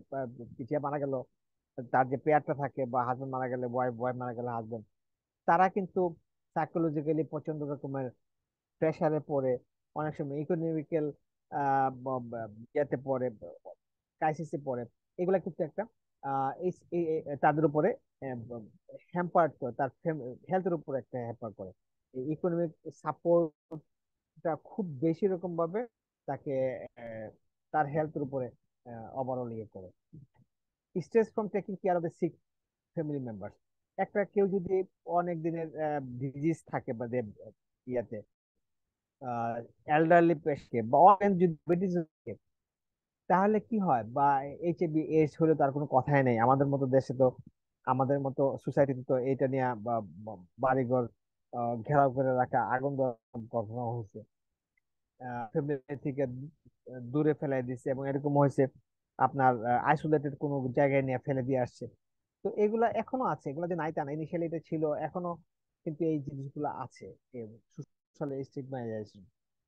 আর ছাড়াও যে ইয়া হয়, অনেক বড় ক্রনিক সিজিফ্রেনিক পেশেন্ট যদি থাকে, অ্যালজিমার যদি থাকে, বা অনেক দিনের বেড রিডেন কেউ যদি থাকে, তাহলে এটা কিন্তু ওভারঅল ফ্যামিলির উপরে, ফ্যামিলির অন্যান্য মেম্বারদের উপরে একটা স্ট্রেস তৈরি করে, ইকোনমিক একটা হার্ডশিপ তৈরি করে, এবং একটা ডিসহারমোনি তৈরি হয়, যার পরিপ্রেক্ষিতে এই একটা একটা কারণে কিন্তু সবার উপরে, সবার হেলথের উপরে একটা ক্রাইসিস তৈরি হতে পারে। এর এখানে আমাদের একটা ক্রনিক ডিজিজের জন্য কি হয়, বা স্ট্রোকের পরে প্যারালাইসিস হয়ে গেল বাবাটা, বাবাটা প্যারালাইসিস হওয়ার পরে দেখেন প্রত্যেকেরই এখানে ইনভলভমেন্ট হচ্ছে। ওয়াইফ কি হচ্ছে, তার জব ছিল সেটা ছেড়ে দিতে হয়েছে হাজবেন্ডকে কেয়ার করার জন্য। তার মা ছিল বয়স্ক, কিন্তু তার ছেলের জন্য সে তার ছেলেকে, তার বাচ্চাকে গাড়ি করে স্কুলে আসা নেওয়া করতেছে, তার উপর একটা প্রেশার হয়েছে। তার যে ভাই ছিল, সে ভাই তার জন্য টেনশন করে করে ঘুমে ডিস্টার্ব হচ্ছে। তার ছেলেটা পড়াশোনাতে ডিস্টার্ব হচ্ছে, কারণ তার বাবা কিছু পড়াশোনা দেখাইতো। এই যে ওভারঅল একটা ক্রনিক ডিজিজ ফ্যামিলির উপরে, ফ্যামিলির প্রত্যেকটা মেম্বারের উপরে কিছু না কিছু effect তৈরি করে, আলটিমেটলি তাদেরকেও একটা হেলথ চ্যালেঞ্জের মধ্যে ফেলে দেয়। সো আমরা দেখছি যে ফ্যামিলি যেরকম আমাদের হেলথ এন্ড ওয়েলবিং উপরে ইম্প্যাক্ট রাখে, গুড গুড ফ্যামিলি বা একটা স্ট্রাকচার ফ্যামিলি যদি হয়, সে যেরকম প্রত্যেকটা মেম্বারের ওয়েলবিং এর জন্য, হেলদি লাইফস্টাইলের জন্য হেল্প করতে পারে। আবার একটা সিকনেস যদি হয় ফ্যামিলির মধ্যে, সেই সিকনেসের জন্য, একটা সিকনেসের জন্য কিন্তু প্রত্যেকটা মেম্বারের উপর একটা প্রেশার, সাইকোলজিক্যাল, ইকোনমিক্যাল, এবং ইমোশনাল, প্রত্যেক ইয়ার উপরে কিন্তু প্রত্যেকটা মেম্বারের উপর কিন্তু এটা একটা ইম্প্যাক্ট তৈরি করতে পারে। তো ভাইস ভার্সা, এটা একটার সাথে একটা রিলেটেড। এগুলার, এটা যে রিলেটেড, এগুলা শুধু আমি কথায় কথা বলছি, কিন্তু আমি এখানের মধ্যে তো একটা এভিডেন্স নিয়ে আসি। যেমন একটা একটা ইয়ে ছিল, ইন্টারনাল মেডিসিনের একটা ইয়েতে স্টাডি ছিল, এখানে দেওয়া আছে, women with few or no family support have 2 to 3 times mortality rate compared to others who are recovering from MI। MI এর যে পেশেন্ট গুলোর উপর একটা স্টাডি করা হয়েছে, করে দেখা গেছে যে এমআই যেসব মহিলাদের, যাদের ফ্যামিলি সাপোর্ট ছিল না, তারা 2 থেকে 3 গুণ বেশি মারা গেছে। তো এটা তো অবভিয়াস, আমরা এতক্ষণ যেটা বললাম এই কথাটাই বিভিন্ন স্টাডিতে, এটা একটা প্রমিনেন্ট একটা স্টাডিতে প্রমাণ করা হয়েছে যে 2 থেকে 3 গুণ বেশি মৃত্যু হয়। আরেকটা সাইকোসোমাটিক মেডিসিনের একটা স্টাডি, সেখানে divorce and unhappily married men and women have poorer immune function than those in healthier marriage. যাদের ম্যারেজ মনে আছে, আনহ্যাপি, বা কেউ কেউ কারো যদি ডিভোর্স হয়, সিঙ্গেল থাকে, তাহলে তাদের ইমিউনিটি, ওভারঅল বডি ইমিউনিটি কমে যায়। এই যে ডিপ্রেশন, এই যে অ্যাংজাইটি, এই যে মেন্টাল প্রেশার, এই সবগুলা হেলদিয়ার ম্যারেজ থেকে কমায় দেয়। এটা একটা আরেকটা স্টাডির মধ্যে যারা প্রমাণিত। আরেকটা বিহেভিয়ারাল থেরাপির যে একটা পাবলিকেশন ছিল, সেখানে ছিল conflicted criticism between family members can have negative on blood pressure, diabetes and immune function. অনেক সময় ফ্যামিলি মেম্বারদের মধ্যে নানান বিষয় নিয়ে, আহ, এটা হতে পারে টাকা পয়সা, হতে পারে সম্পত্তি, হতে পারে নিজস্ব পার্সোনাল প্রাইভেট কিছু রিলেশনশিপ, এই কারণে যেসব কনফ্লিক্ট তৈরি হয়, নিজেদের মধ্যে যেসব ক্রিটিসিজম তৈরি হয়, এইগুলো তৈরি হলেও কিন্তু ফ্যামিলি মেম্বারদের মধ্যে আলটিমেটলি নেগেটিভ ইনফ্লুয়েন্স আসতে পারে। এটা ডায়াবেটিস প্রেশারের সাথে যেরকম রিলেটেড, এটা ইমিউন ফাংশনের উপর ডিস্টার্ব ডিস্টার্ব করে এবং ডিপ্রেস করে। আরেকটা আছে, ইয়াতে family psycho education is an effective intervention for health problem. এই ফ্যামিলিতে আমরা কাউন্সিলিং যখন করবো, সাইকো এডুকেশন একটা ইম্পর্টেন্ট ফ্যাক্টর। তো এই কয়েকটা হলো ফ্যামিলির ইম্পর্টেন্সটা বোঝানোর জন্য। ফ্যামিলির harmonious family member interrelationship is very important to keep healthy lifestyle, to keep the well-being and total health of the all the family members. So এটা খুবই ইম্পর্টেন্ট একটা ইস্যু। এখানে আমরা কোথায় family এবং friend, আর আমরা ফিজিশিয়ান, এটা একটা থেরাপিউটিক ট্রায়াঙ্গেল। এত যে আমরা বললাম ফ্যামিলি মেম্বাররা এই করবে সে করবে, এটার সাথে আমাদের একটা রিলেশনশিপ আছে। আর বিশেষ করে ফ্যামিলি ডক্টর অথবা ফ্যামিলি ফিজিশিয়ান রিলেশনশিপটা অত্যন্ত বেশি। তারা ফার্স্ট কন্টাক্ট ডক্টর, তারা ফার্স্ট তাদের কাছে আসে, ফার্স্ট কল অফ ডক্টর হিসেবে তাদের কাছে আসে। এবং যার জন্য হচ্ছে কি প্রত্যেকটা জিনিস ইনিশিয়ালি যে ফ্যামিলি ফিজিশিয়ান আসতে পারে। So medical care is enhanced by obtaining information about the family, assessing family relationship, and encouraging appropriate family environment. আমরা এই বিশেষ করে ফ্যামিলি ফিজিশিয়ানরা আমরা তার ফ্যামিলি খবর নেওয়া, তার ফ্যামিলির রিলেশনশিপ কেমন আছে সেটা জানা, এবং তাদেরকে এনকারেজ করা একটা অ্যাপ্রোপ্রিয়েট ফ্যামিলি এনভায়রনমেন্ট তৈরি করার জন্য আমরা করতে পারি। তো ফ্যামিলি থেকে যখন পেশেন্ট হবে, পেশেন্ট থেকে আমাদের কাছে আসবে, আমরা এই তিনটা ইন্টারাকশনের মাধ্যমে আমরা একটা থেরাপিউটিক ট্রায়াঙ্গেল তৈরি করে আমরা সেই ফ্যামিলিকে হেল্প করতে পারি, আমাদের পেশেন্টদেরকে হেল্প করতে পারি, আরো বেটার ওয়েতে আমরা হেল্প করতে পারি। আমরা যদি ইউজুয়ালি আমাদের কি হয় দেশে এখন তো ফ্যামিলি মেম্বারদেরকে পেশেন্টের সাথে অ্যালাউ করতে চায় না। খুব মানে ইরিটেট ফিল করে, আমাদের সিনিয়ররা তো আরো চায় না। কিন্তু এই এই ইয়াটা থেকে মানে সিস্টেমটা থেকে বের হয়ে আসা উচিত, আমি সেটা আসলে বলতে চাচ্ছি। এখানে থেরাপিউটিক ট্রায়াঙ্গেলটা তৈরি করতে হবে। থেরাপিউটিক ট্রায়াঙ্গেল তৈরি করলে আমরা অনেক বেশি ইন্টারেক্টিভ করতে পারবো, অনেক বেশি পেশেন্ট সেন্টার সার্ভিস আমরা দিতে পারবো, এবং তার আউটকাম হবে অনেক বেটার, অনেক ভালো একটা আউটকাম তৈরি করে দিতে পারবো যদি আমরা সবাইকে ইনভলভ করতে পারি। এখন আমি বলছিলাম যে কিছু কোশ্চেন আছে যেটা থেকে আমি বুঝার চেষ্টা করব যে এই যে আমার সামনে পেশেন্টটা বসছে, এই পেশেন্টটার ফ্যামিলি ফ্যামিলির কারা আছে, কে তার জন্য বেশি কনসার্ন, কাকে ইনভলভ করলে আপনার বেনিফিট, আপনি কি বেশি বেনিফিট পাবেন, থেরাপিউটিক বেনিফিট বেশি পাবেন।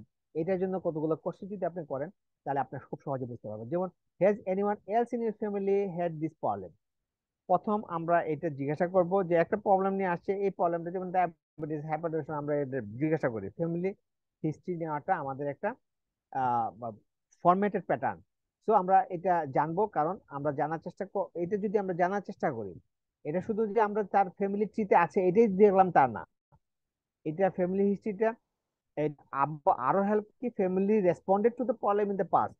মানে এই ফ্যামিলিতে বুঝতে হবে যে যেমন হাইপারটেনশন একটা রোগী ছিল, ডায়াবেটিসের রোগী তার ফ্যামিলিতে আছে, তাহলে আমি একটা আইডিয়া করতে পারবো যে তার ফ্যামিলিতে ডায়াবেটিসের জন্য যেসব কিছু হয়, যে প্রবলেম গুলো ফেস করে, এগুলো মোটামুটি তারা জানে। এবং তখন তাদেরকে যখন আমরা কথা বলবো যে এটা যদি ভুল জানে ভুলটা কারেকশন করে দিব, তারা কি কি প্রবলেম ফেস করছে সেই প্রবলেম গুলো থেকে উত্তরণের জন্য কি কি করা উচিত সেটাও আমরা বলতে পারবো। তাহলে আলটিমেটলি আমি একটা ভালো একটা গাইড দিতে পারবো, এবং তারা যেহেতু আগের পাস্টের একটা এক্সপিরিয়েন্স আছে সেই এক্সপিরিয়েন্স গুলো আমার থেকে কারেকশন করে নিতে পারবে।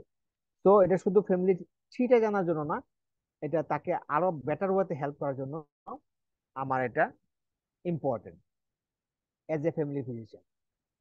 আর একটা প্রশ্ন যদি আমরা একটু করি, what do your family members believe cause the problem or could that problem. মানে ফ্যামিলি মেম্বার আপনার ফ্যামিলিতে এটা সম্পর্কে কি ধারণা, যে একটা ডিপ্রেশন নিয়ে আসলো, এটা কি ওদের কোনো ধারণা আছে কিনা, বা হাইপারটেনশন হয়েছে, হাইপারটেনশনের জন্য তার তার ফ্যামিলি কিছু জানে কিনা, আগে যদি কেউ না থাকে তাহলে হয়তো ওরকম জানে না। তাহলে আমি তাকে জিজ্ঞাসা করতে হবে কোনো আইডিয়া আছে কিনা, বা আপনার লোকজন কি বলে কিনা। কারণ যে কোনো একটা জিনিস হলে আমরা তো সবাই ডাক্তার, কিছু না কিছু আমরা বলি, তখন আমরা হয়তো বুঝতে পারবো যে তার ফ্যামিলিতে কি ভুল ধারণা আছে কিনা, রং কনসেপশন আছে কিনা, এই তার যে প্রবলেমটা, এই প্রবলেমটা নিয়ে।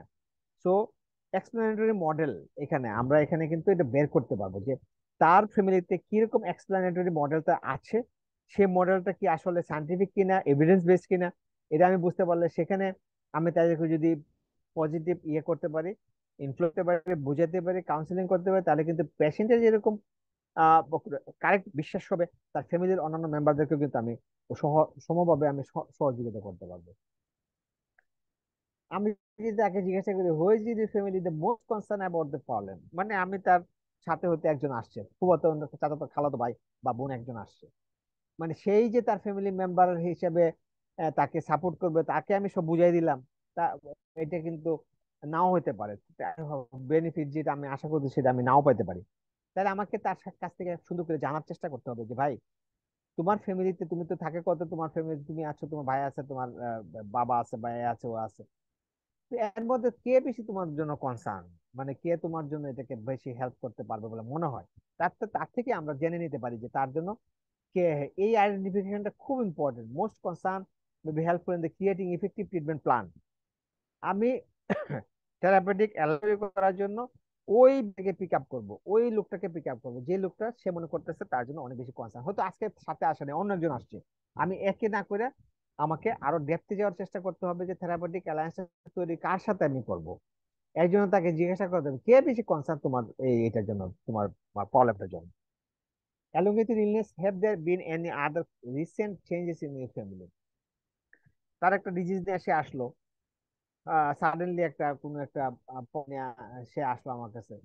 তো এইটা হাইপারটেনশন নিয়ে আসলো, কিন্তু আমি তারে শুধু হাইপারটেনশন দেখে তারে ইয়ে করে 3 দিনের ইয়ে করে আমি হয়তো ওষুধ দিয়ে দিলাম, সেটা না, আমাকে আরো বেশি ডেপথে যেতে হবে। তাকে হাইপারটেনশনটা যে হলো, ফ্যামিলির মধ্যে কোনো স্ট্রেস হয়েছে, কোনো প্রবলেম তার হয়েছে কিনা, এমন কোনো মানে এক্সট্রা লোড তার হয়েছে কিনা যেটার জন্য সে হাইপারটেনসিভ বা অ্যাংজাইটিতে আছে, ইয়াতে আছে, মেন্টাল প্রেশারে আছে, তার হাইপারটেনশন গ্রো করছে। তাহলে তাকে ওই এনভায়রনমেন্টাল চেঞ্জ গুলা কিছু হয়েছে কিনা, বা রিসেন্টলি কেউ মারা গেছে, তার খুব ক্লোজ ওয়ান, হাজবেন্ড মারা গেছে, ওয়াইফ আসছে, হাইপারটেনসিভ হয়ে আসছে, কিন্তু আমাকে একটু ডেপথে যেতে হবে যে আসলে ফ্যামিলির এমন কোনো কিছু হয়েছে কিনা যেটা তার এখানে এখনকার প্রবলেমটার জন্য তাকে দায়ী হইতে পারে। তাহলে হয়তো তাকে ওই প্রবলেমটা থেকে রিকভারি করার কিছু করলে হয়তো এই প্রবলেমটা তার একটু সলভ হতে পারে। তো useful ways to skip the additional stressor. আর কোনো স্ট্রেসর আছে কিনা, এইটা যদি আমরা আশা করি যাই, তাহলে আমরা এটা পারি তাকে আরো বেশি বেটার হতে হেল্প করার জন্য। আরেকটা আছে, দেখেন, how can your family be helpful to you in dealing with this problem. আপনার ফ্যামিলিতে আপনি যারা আছে তাদেরকে আপনি কি মনে করেন যে কে কিভাবে আপনাকে হেল্প করতে পারে, তাদের চিন্তা ভাবনা, তাদের ধ্যান ধারণা আহ, আপনি হয়তো জানলেন, এবং তাদের ফ্যামিলিতে যদি মনে হয় যে সে ওরকম করে সাপোর্টিভ কিছু পাচ্ছে না, তা কিভাবে আরো বেটার হতে পাইতে পারে, এবং সেই সেই রাস্তাটা হয়তো আমরা বের করে তাকে বলে দিতে পারি। তো আমরা একটা পেশেন্ট যিনি আমার সামনে আছে, যিনি আমার সামনে বসে আছে, সবসময় মনে রাখতে হবে যে এটা শুধু কিন্তু একটা মানুষ একটা ডিজিজ নিয়ে আসছে, সেই ডিজিজই না, সে তাদের চিন্তা করতে সে একটা কমপ্লিট মানুষ। সেই কমপ্লিট মানুষের সোশ্যাল আছে, কমপ্লিট মানুষের ফ্যামিলি আছে, এই কমপ্লিট মানুষটার অন্যান্য যেসব ইমোশনাল ইয়া আছে সেগুলো আছে, সেগুলো নিয়ে আমাকে কমপ্লিট সামগ্রিকভাবে তার জন্য চিন্তা করতে হবে। এবং বিশেষ করে ফ্যামিলিকে ইনভলভ করার জন্য আমাদের allowing families to remain in the room during consultation with the benefited for the both parties, patient and physician। আমরা ওই চিন্তাগুলো করব না, ফ্যামিলি মেম্বার এখানে আসলে আমরা ইরিটেট ফিল করব না, যেটা ট্রেডিশনালি এত বছর করে আসা হয়েছে। আমরা চিন্তা করব যে একটা ফ্যামিলি মেম্বারকে আমরা ইনভলভ করে দিতে পারি কিনা। আমি যে কথাগুলো অ্যাডভাইস পেশেন্টকে বললাম, সে হয়তো সবসময় মনে রাখতে নাও পারে, আমি হয়তো লিখে দিলাম কিন্তু এটা হয়তো সে নাও বুঝতে পারে। আরেকটা ফ্যামিলি মেম্বার থাকলে তাকে সাপোর্টিভ হিসেবে কাজ করবে, এবং সে তাকে হয়তো গাইড করতে পারবে আর বেটার ওয়েতে। অনেক সময় এলডারলি পেশেন্টদেরকে তো অবশ্যই ইয়াং ফ্যামিলি মেম্বারদেরকে ইনভলভ করাতে হবে। তো এই communicating effectively with the patient families means giving them easy access to relevant information. আমরা যে ইনফরমেশন যাচ্ছি, এই ইনফরমেশন যদি প্রপার ওয়েতে দিতে চাই, ইজি ওয়েতে দিতে চাই, তাহলে আমরা এই ইফেক্টিভ একটা কমিউনিকেশন তৈরি করতে হবে ফ্যামিলি ফ্যামিলি। সো ওই যেটা বলছিলাম প্রথম দিকে, যে ফ্যামিলিটা শুধু ব্লাড না, শুধু আমাদের ম্যারেজ রিলেশন না, শুধু আমাদের অ্যাডাপশন নিয়ে আমরা ফ্যামিলি তৈরি করি না, আমাদের হেলথ কেয়ারের জন্য ফ্যামিলি হলো তিনি যিনি আমাকে এই হেলথ ক্রাইসিসের মধ্যে আমাকে সবচেয়ে বেশি সহযোগিতা করতে পারবে, সাহায্য করতে পারবে, তার হাতটা আমি সবার আগে আমি পাবো। আমাদের এজ এ ফ্যামিলি ফিজিশিয়ান হিসেবে আমাদেরকে সেটাই খুঁজে বের করতে হবে কোন হারটা তার জন্য সবচেয়ে বেশি সাপোর্টিভ হবে, এবং সেটাকে আমরা ইনভলভ করার চেষ্টা করব, কাউন্সিলিং করব, বোঝানোর চেষ্টা করব। এখন বলেন আপনাদের মধ্যে আহ ফ্যামিলি ইনভলভমেন্ট নিয়ে আপনাদের কোনো নিজস্ব এক্সপিরিয়েন্স থাকলে এবং আহ কোনো কিছু সাজেশন থাকলে, এডিশন থাকলে বলতে পারেন প্লিজ।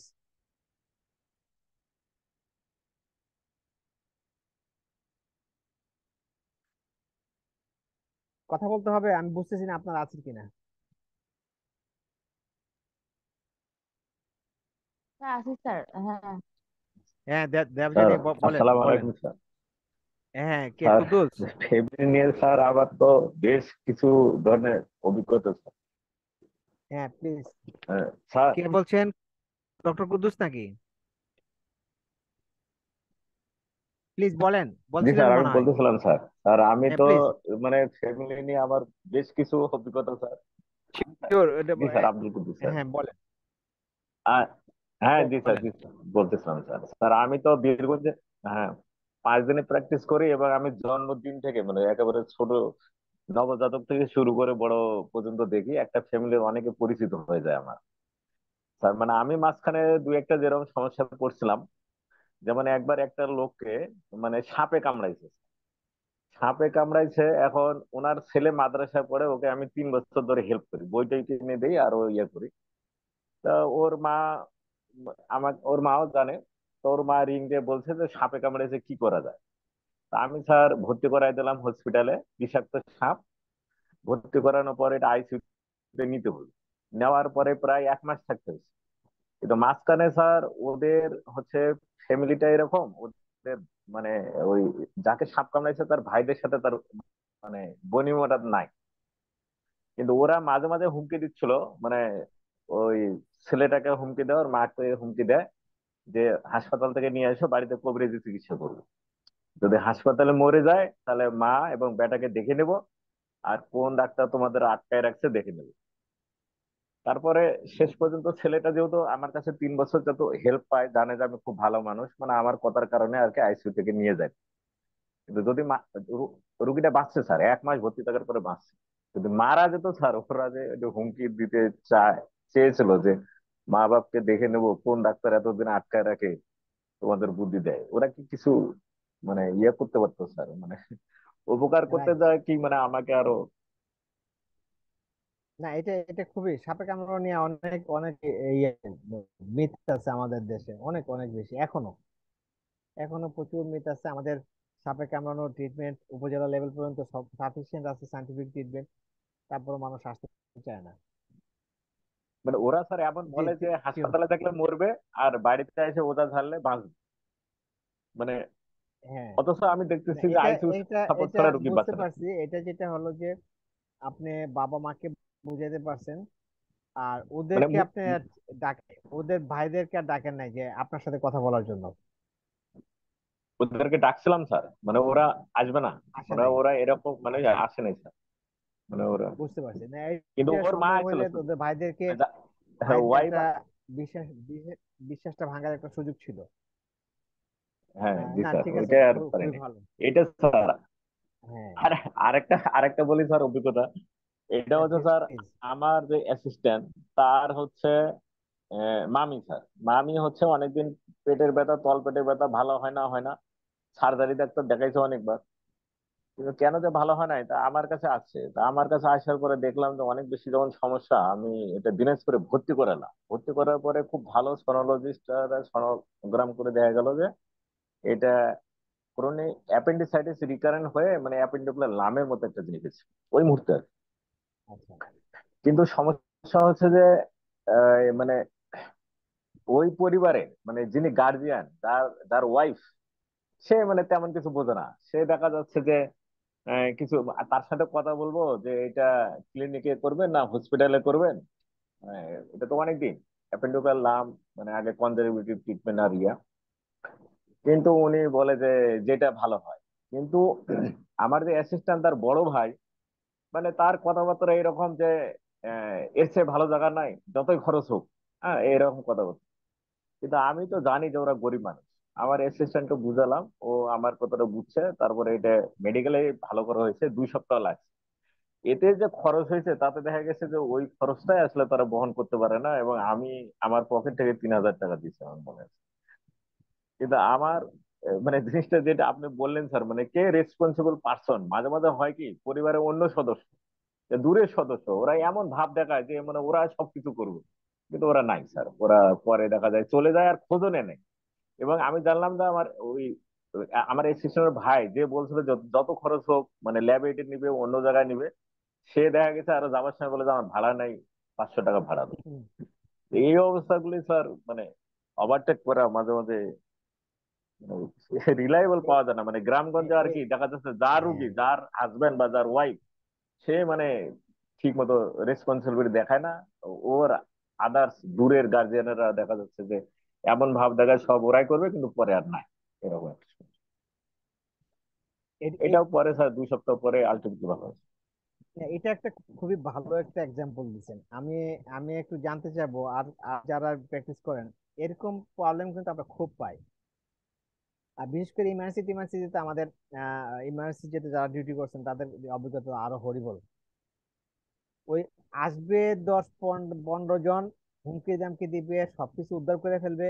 আলটিমেটলি যখন কাজে দিবেন, একটা প্রেসক্রিপশন লিখে কারো হাতে দিবেন, দেখবেন যে হাওয়া হয়ে গেছে।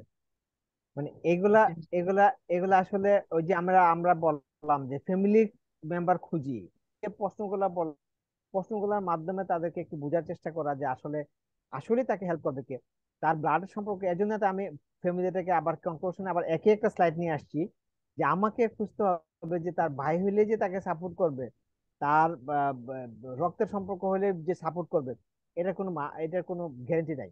আপনাকে খুঁজে বের করতে হবে কোন ব্যক্তিটা তাকে আসলে সহযোগিতা করতে পারবে, বা সবসময় যে সবকিছু দিয়ে পারবে তা না, এমপ্যাথিতে গেলেও যাতে তাকে একটা সাপোর্ট দিতে পারে, সেটা আমাকে খুঁজে বের করতে হবে। ওই যে 6টা কোশ্চেন আছে, 6টা কোশ্চেনের, বা আপনি হয়তো আমি তো একটা সেট আপ দিলাম, বোঝানোর চেষ্টা করলাম যে আমরা কিছু কোশ্চেনের মাধ্যমে আমরা এই জিনিসগুলো জানার চেষ্টা করি। আপনি আপনার মতো করে সাজিয়ে নিন সবকিছু। কাউন্সিলিং কিন্তু সবকিছু সেট আপে হয় না। এটা হলো নিজের কেরিশমা, নিজের একটা স্টাইল তৈরি করে নিতে হয়। আমরা 5 জনকে একটা কাউন্সিলিং স্কিল শিখাইলাম, 5 জন 5 রকম ভাবে কিন্তু এটা এক্সপ্রেস করবে না, 5 রকম ভাবে করবে। এটা কিন্তু একই রকম ভাবে আমি যেরকম বলে দিলাম এটা হবে না। আমি শুধু একটা প্রিন্সিপাল বলে দিতে পারি, এটা হলো প্রিন্সিপাল, আপনারা এটা করবেন, এটা ইনভলভ করবেন। এখন এটা ইনভলভ করতে গেলে কেস টু কেস অনেক চেঞ্জ হবে, ইন্ডিভিজুয়াল টু ইন্ডিভিজুয়াল অনেক চেঞ্জ হবে, ডাক্তার টু ডাক্তার চেঞ্জ হবে। এটা খুবই স্বাভাবিক। সো আপনারা আপনাদের মতো করে একটা স্টাইল তৈরি করে নিতে হবে, কিন্তু বেসিক প্রিন্সিপাল হলো যে ওইগুলা অ্যাভয়েড করা যাবে না। ফ্যামিলি ইনভলভমেন্ট, ফ্যামিলির অ্যাভয়েড করা যাবে না, এটা হলো বেসিক প্রিন্সিপাল। আর বেসিক প্রিন্সিপালটা মাথায় রেখে আপনাকে আগাইতে হবে। এই যে ডক্টর কুদ্দুস বললেন, যেখানে ভাই ভাই ব্রাদার অনেকে আসছে, আসে অনেক বড় বড় কথা বলে দিছে, যে এটা কোনো ব্যাপারই না, আমি এখানে নিয়ে যাবো ওখানে নিয়ে যাবো, বা লাখ টাকা রাখুক, আমরা ম্যানেজ করবো। পরে যখন দেখলেন যে আপনি তাকে প্রেসক্রিপশনটা দিলেন বা একটা কিছু দিলেন, দেখবেন যে সে প্রেসক্রিপশন ফালে এসে ভাগছে, সে সামনে আর আসে না। তো এটা অহরহ হয়, ইমার্জেন্সিতে এটা প্রচুর হয়, আমরা অনেক দেখছি এরকম। ইমার্জেন্সিতে 10-15 জন 20 জন চলে আসে, তো কাজের বেলা কেউ আর সামনে থাকে না, সামনে আসে না, কেউ হাতে নিতে চায় না প্রেসক্রিপশন, আর কেউ হাতে নিতে চায় না। এগুলো হয়। আর কেউ কোনো স্যার হ্যাঁ, ইমার্জেন্সিতে স্যার এরকমও হয়েছে যে হয়তো রোগী আসছে, একসাথে 10-15 জন আসছে, তো সবাই কথা বলতেছে স্যার, মানে এই করব সেই করব, কিন্তু দেখা গেল যে সামান্য যখন বললাম যে ব্লাড লাগবে তার, আপনাদের ভিতরে কারো ব্লাড গ্রুপ যদি চেক করে দেখতে চাই, গ্রুপ ম্যাচিং যদি হয়, তাহলে ওনাকে ইমিডিয়েটলি আমরা 1 ব্যাগ বা 2 ব্যাগ ব্লাড দিতে চাই। স্যার ওই যে 10-15 জন যে সাথে আসছিল বড় বড় কথা বলতেছিল, ওরা মুহূর্তের মধ্যে স্যার খুঁজে আর পাওয়া যায় না স্যার, 2 জন মাত্র থাকে, একদম 1-2 জন, খুব বাকি কমন, সব হাওয়া হয়ে গেছে। খুব কমন, হ্যাঁ, খুব কমন। এইটাই হলো আমাদের আমাদের কাজটা। আমাদের কাজটা হলো যে পেশেন্টকে সাপোর্ট করবে, পেশেন্ট আমার থেরাপিউটিক ট্রায়াঙ্গেল তৈরি করতে হবে।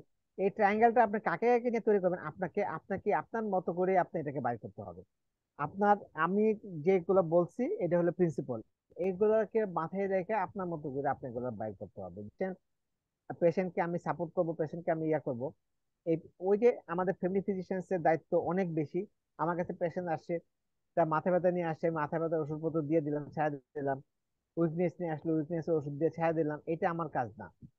হ্যাঁ, এটা হয়তো বা একটা এন্ডোক্রাইনোলজিস্টের কাছে ডায়াবেটিস নিয়ে গেছে, সে ডায়াবেটিস মাইপার অ্যাডজাস্টমেন্ট করে একটা ইনসুলিন অ্যাডজাস্টমেন্ট করে দিয়ে দিল। এটা এটা একটা কাজ হইতে পারে, কিন্তু আমার কাছে যখন আসবে আমাকে কিন্তু অনেক কিছু চিন্তা করতে হবে। তার ফ্যামিলি সাপোর্ট কি, তার ডায়েটারি প্যাটার্ন কি, তার ফ্যামিলিতে এটার প্রভিশন কতটুকু আছে, কতটুকু সে সাপোর্ট নিতে পারবে।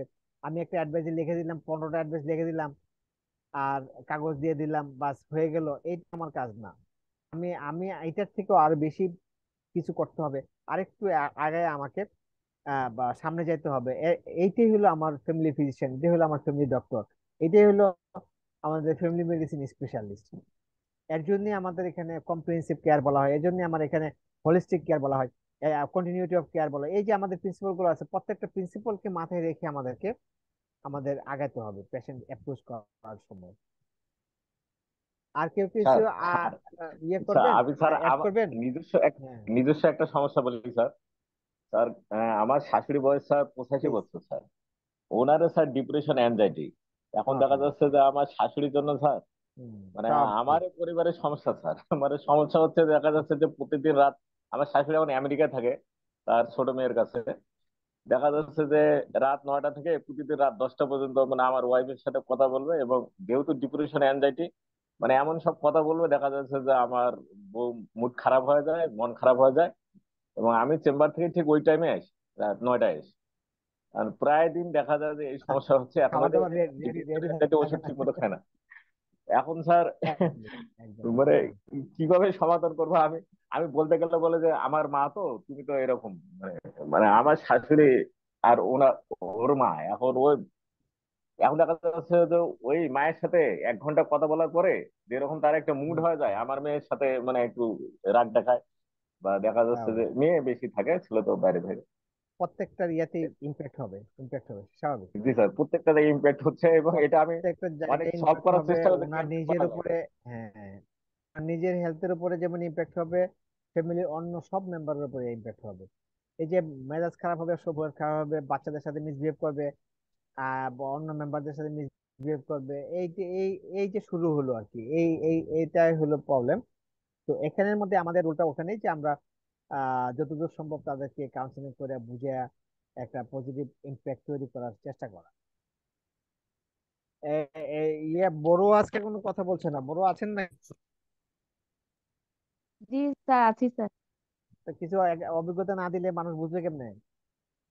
স্যার আমি আসলে স্যার ওরকম ওরকম স্যার পেশেন্ট দেখা হয় না আমার, এমনি রিলেটিভদের দেখা হয়, ওরকম পেশেন্ট দেখতে হবে কেন? পেশেন্ট আজকে দেখা তো হয় আমি না। পেশেন্ট প্রথমে বলছি, পেশেন্ট ডাক্তারই আজকে না, আজকে হলো যে নিজেদের ফ্যামিলি নিয়ে কথা বলবো, নিজেরা কিভাবে ফেস করতেছি, নিজেরা কিভাবে এইসব সিচুয়েশনে আছি, এগুলো আমরা শেয়ার করবো সবার সাথে। তবে গিয়ে সব বুঝবে, সবাই আরো বেটার ওয়েতে মানুষকে সহযোগিতা করতে পারবে। এক্সপিরিয়েন্স শেয়ার করা, এগুলো তো প্রত্যেকের ফ্যামিলিতে আছে, কিছু না কিছু প্রত্যেকের ফ্যামিলিতে আছে। হ্যাঁ, এই যে স্ট্রেসর গুলা যেগুলো বলে, স্ট্রেসর বলেন বা মেন্টাল প্রেশার বলেন, এগুলো সবার ফ্যামিলিতেই কিছু না কিছু আছে। তো ঠিক আছে, ইনশাল্লাহ তাহলে আমরা মোটামুটি একটা জিনিস বুঝতে পারলাম যে ফ্যামিলিকে ইনভলভ করা, ফ্যামিলিকে কিভাবে ইনভলভ করতে হবে সেটাও বুঝতে পারলাম। ফ্যামিলির যেরকম এর উপরে ইম্প্যাক্ট আছে, এই সমভাবে আবার ইলনেসেরও ফ্যামিলির উপরে একটা ইম্প্যাক্ট আছে, সব ওভারঅল একটা ট্রায়াঙ্গেল। এই ট্রায়াঙ্গেলটা তৈরি করতে হবে, থেরাপিউটিক অ্যালায়েন্স করতে হবে, এবং থেরাপিউটিক অ্যালায়েন্সের মাধ্যমে, ইন্টারাকশনের মাধ্যমে আমরা সেখানে পেশেন্টকে সহযোগিতা করার জন্য আমরা চেষ্টা করব। এটাই হলো মূল থিমটা আর কি। স্যার আমি একটা অদ্ভুত অভিজ্ঞতার কথা বলি স্যার। আমার দূর সম্পর্কে এক আত্মীয়, তার ব্রেন হ্যাঁ, স্ট্রোক হওয়ার পরে স্যার দিনাজপুরে আমি আসতে বললাম। তো ওনার চাচাতো ভাই এটা স্যার নিয়ে গেছে রংপুরে, নিয়ে গেল। এখন আমার তো দূর সম্পর্ক আত্মীয়, আমাকে ডাকলো, আমি ব্যস্ততার কারণে যেতে পারিনি। ওনার চাচাতো ভাই যাবতীয় সব খরচ করছে। করার পরে দেখা গেল যে পরে ওই যে আমার দূর সম্পর্ক আত্মীয় ওদের কাছ থেকে জমি লিখে নিচ্ছে। ওদের টার্গেটটাই ছিল মানে যত বেশি খরচ হয় হোক, মানে হ্যাঁ, ওদের জমি লিখে নেবে। শেষ পর্যন্ত নিচে জমি লিখেছে। আর মাঝখানে একটু দুর্নাম করছে যে মানে ডাক্তার তো আত্মীয় ছিল, দূর সম্পর্কে হলো, তাও একবারে দেখতে আসলো না। এরকম পাওয়া যায় স্যার, মানে কেউ অসুখে পড়লে মানে নিকট আত্মীয় হেল্প করে, আবার দেখা যাচ্ছে যে মানে আরেক দিক দিয়ে জমি টমি লেগে নিয়ে গিয়ে হ্যাঁ, এরকম আমি স্যার দুটা দেখছি আর কি। একটা আমার এই রাইট। যে গ্রামে আর আপনারা একটা। আপনারা যারা আছেন, এই যে ডক্টর কুদ্দুসের এক্সপিরিয়েন্স গুলো কিন্তু খুব প্র্যাকটিক্যাল এক্সপিরিয়েন্স, খুব গ্রাউন্ড লেভেলের এক্সপিরিয়েন্স। এই জিনিসগুলো অনেক পাবেন, বিভিন্ন ফর্মে পাবেন। উনি যে কথাগুলো বলতেছে এটা প্রত্যেকটা কিন্তু খুব ইম্পর্টেন্ট এক্সাম্পল। আপনারা একটু ডেপথে চিন্তা করলে দেখবেন যে এরকম জিনিস হয়তো বিভিন্ন ফর্মে বিভিন্ন ইয়াতে আছে, কিন্তু আপনারা সবাই কিন্তু এগুলো ফেস করতেছেন বিভিন্ন ভাবে।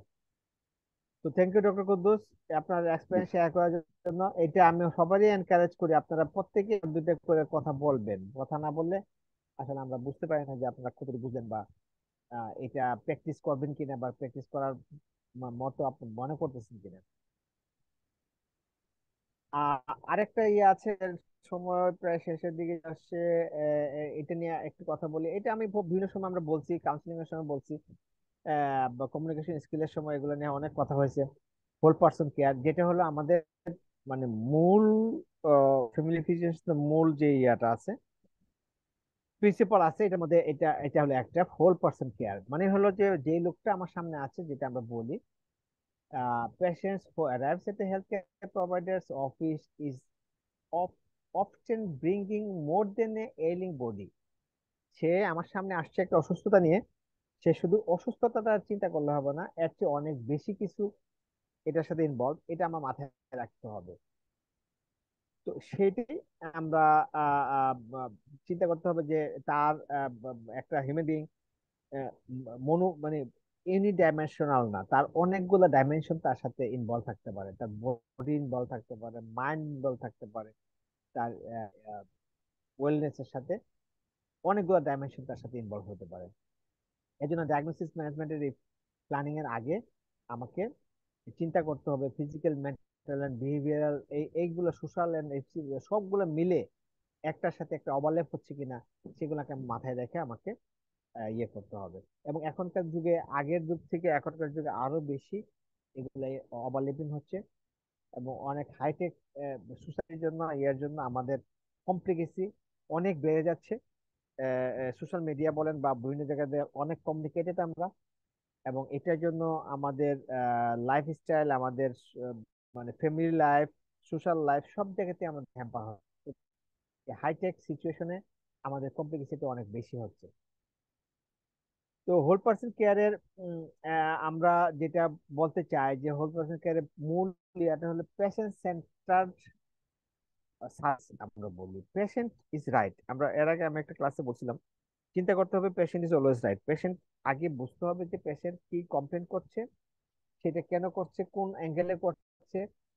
হয়তোবা এটা অন্যভাবে চিন্তা করলে এটা ঠিক না, বাট তাকে এই সময় এই স্ট্রেসফুল সিচুয়েশনে তার একটা ইলনেস নিয়ে সে কেন কমপ্লেনটা করছে, এটাকে আপনাকে বোঝার চেষ্টা করতে হবে, এমপ্যাথেটিক্যালি অ্যাপ্রোচ করতে হবে, এবং তাকে হোল পার্সন একটা হিসেবে ইয়া করতে হবে। যেটা বললাম মাল্টি ডাইমেনশনাল কথাগুলো তার সবসময় মাথায় রাখতে হবে।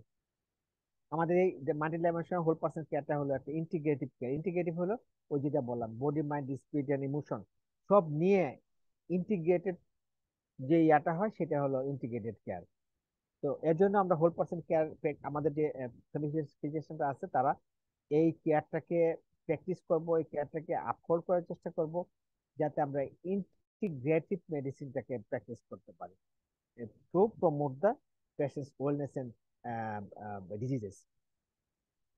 এখানে আমরা অলরেডি বলছি যে ডাইমেনশন, অনেকগুলো ডাইমেনশন, এর মধ্যে mind, spirit, social, health and environment, এই সবগুলোর সাথে কিন্তু রিলেটেড। আমি যদি মেন্টালি সাউন্ড না হয়, আমি যদি একটি পজিটিভ স্পিরিটের চিন্তা ভাবনা করতে না পারি, আমি যদি সোশ্যাল এনভায়রনমেন্ট, যদি রিলেশনশিপ আদার যদি আমার ভালো না থাকে, social interaction and needs and others যদি ভালো না থাকে, এবং আমার যে এনভায়রনমেন্ট আমি থাকি সেই এনভায়রনমেন্ট যদি ভালো, এনভায়রনমেন্ট বলতে আমরা ফুড, এয়ার, সেফটি, সব মিলিয়ে আমরা বলি, and যে আছে সে এটা যদি ভালো না থাকে, সব কিছু কিন্তু আমার হেলথের উপর একটা ইমপ্যাক্ট হবে। সো এই হোল পার্সন কেয়ারের মধ্যে এই সবগুলা জিনিস আমাকে সবসময় মাথায় রাখা, আমাকে হিউম্যান ওয়েলনেসটাকে চেষ্টা করতে হবে যে মাল্টি ডাইমেনশনাল, মাল্টি সিস্টেমিক অ্যাপ্রোচের মাধ্যমে যাতে তাকে আমরা সমাধান দেওয়ার চেষ্টা করি। কারণ অনেক ইয়াতে আসছে, রিসার্চে আসছে যে whole person care model that addresses chronic pain and diseases in the outpatient integrative clinic is successful and sustainable.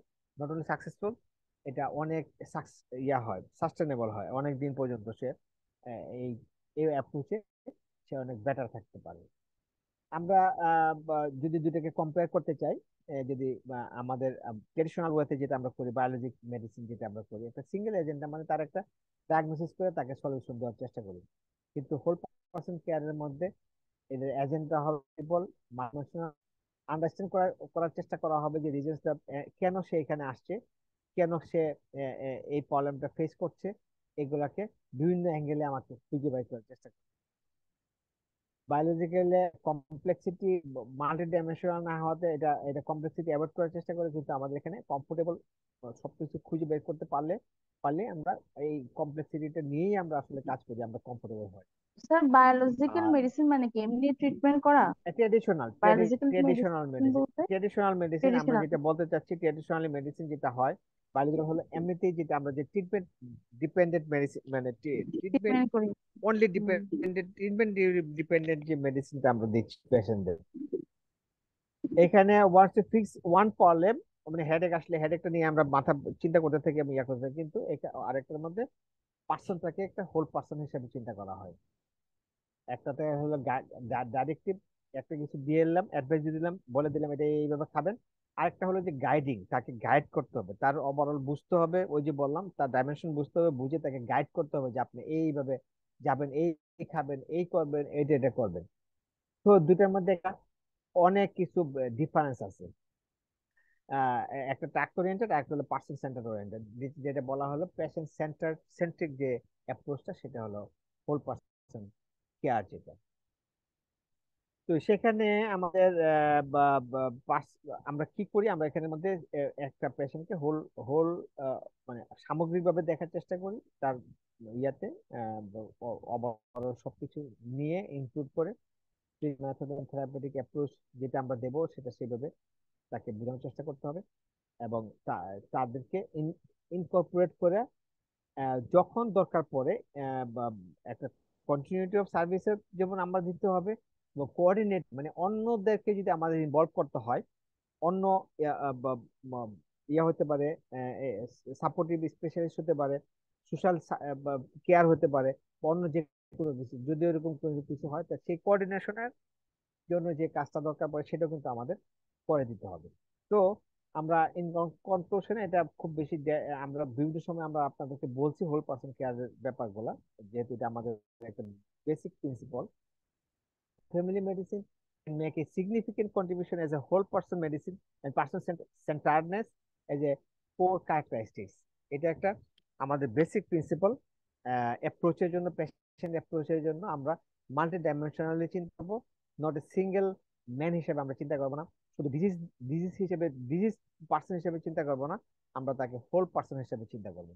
In summary, the traditional approach in the family practice in Bangladesh may of emphasize symptomatic treatment, while ওই যেটা বলতেছিলাম symptomatic treatment based চিকিৎসা আমরা করি।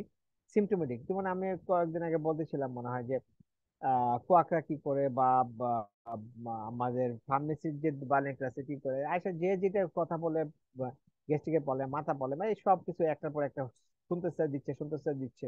This is traditional approach. But whole person approach যদি আপনি করতে চান, তাহলে তাকে আন্ডারস্ট্যান্ড করতে হবে, তার ডাইমেনশন গুলো বুঝতে হবে, ফিজিক্যাল, সাইকোলজিক্যাল, সোশ্যাল ওয়েলবিং সবকিছু একটা অ্যাপ্রোচের মাধ্যমে, আপনার সিস্টেমিক অ্যাপ্রোচের মাধ্যমে এটা বের করার চেষ্টা করতে হবে, যাতে আপনি একটা কম্প্রিহেন্সিভ লং লাস্টিং চিকিৎসা দিকে যেতে পারেন, এবং তার আউটকাম, তার স্যাটিসফ্যাকশন আউটকাম সবকিছু যাতে বেটার হয়, সেটা আপনার হেল্প করতে পারবেন। এজ এ ফ্যামিলি ফিজিশিয়ান এটা খুবই ইম্পর্টেন্ট একটা ক্যারেক্টারিস্টিক্স। এটা নিয়ে আপনাদের কিছু বলার আছে কি পার্সন কেয়ার?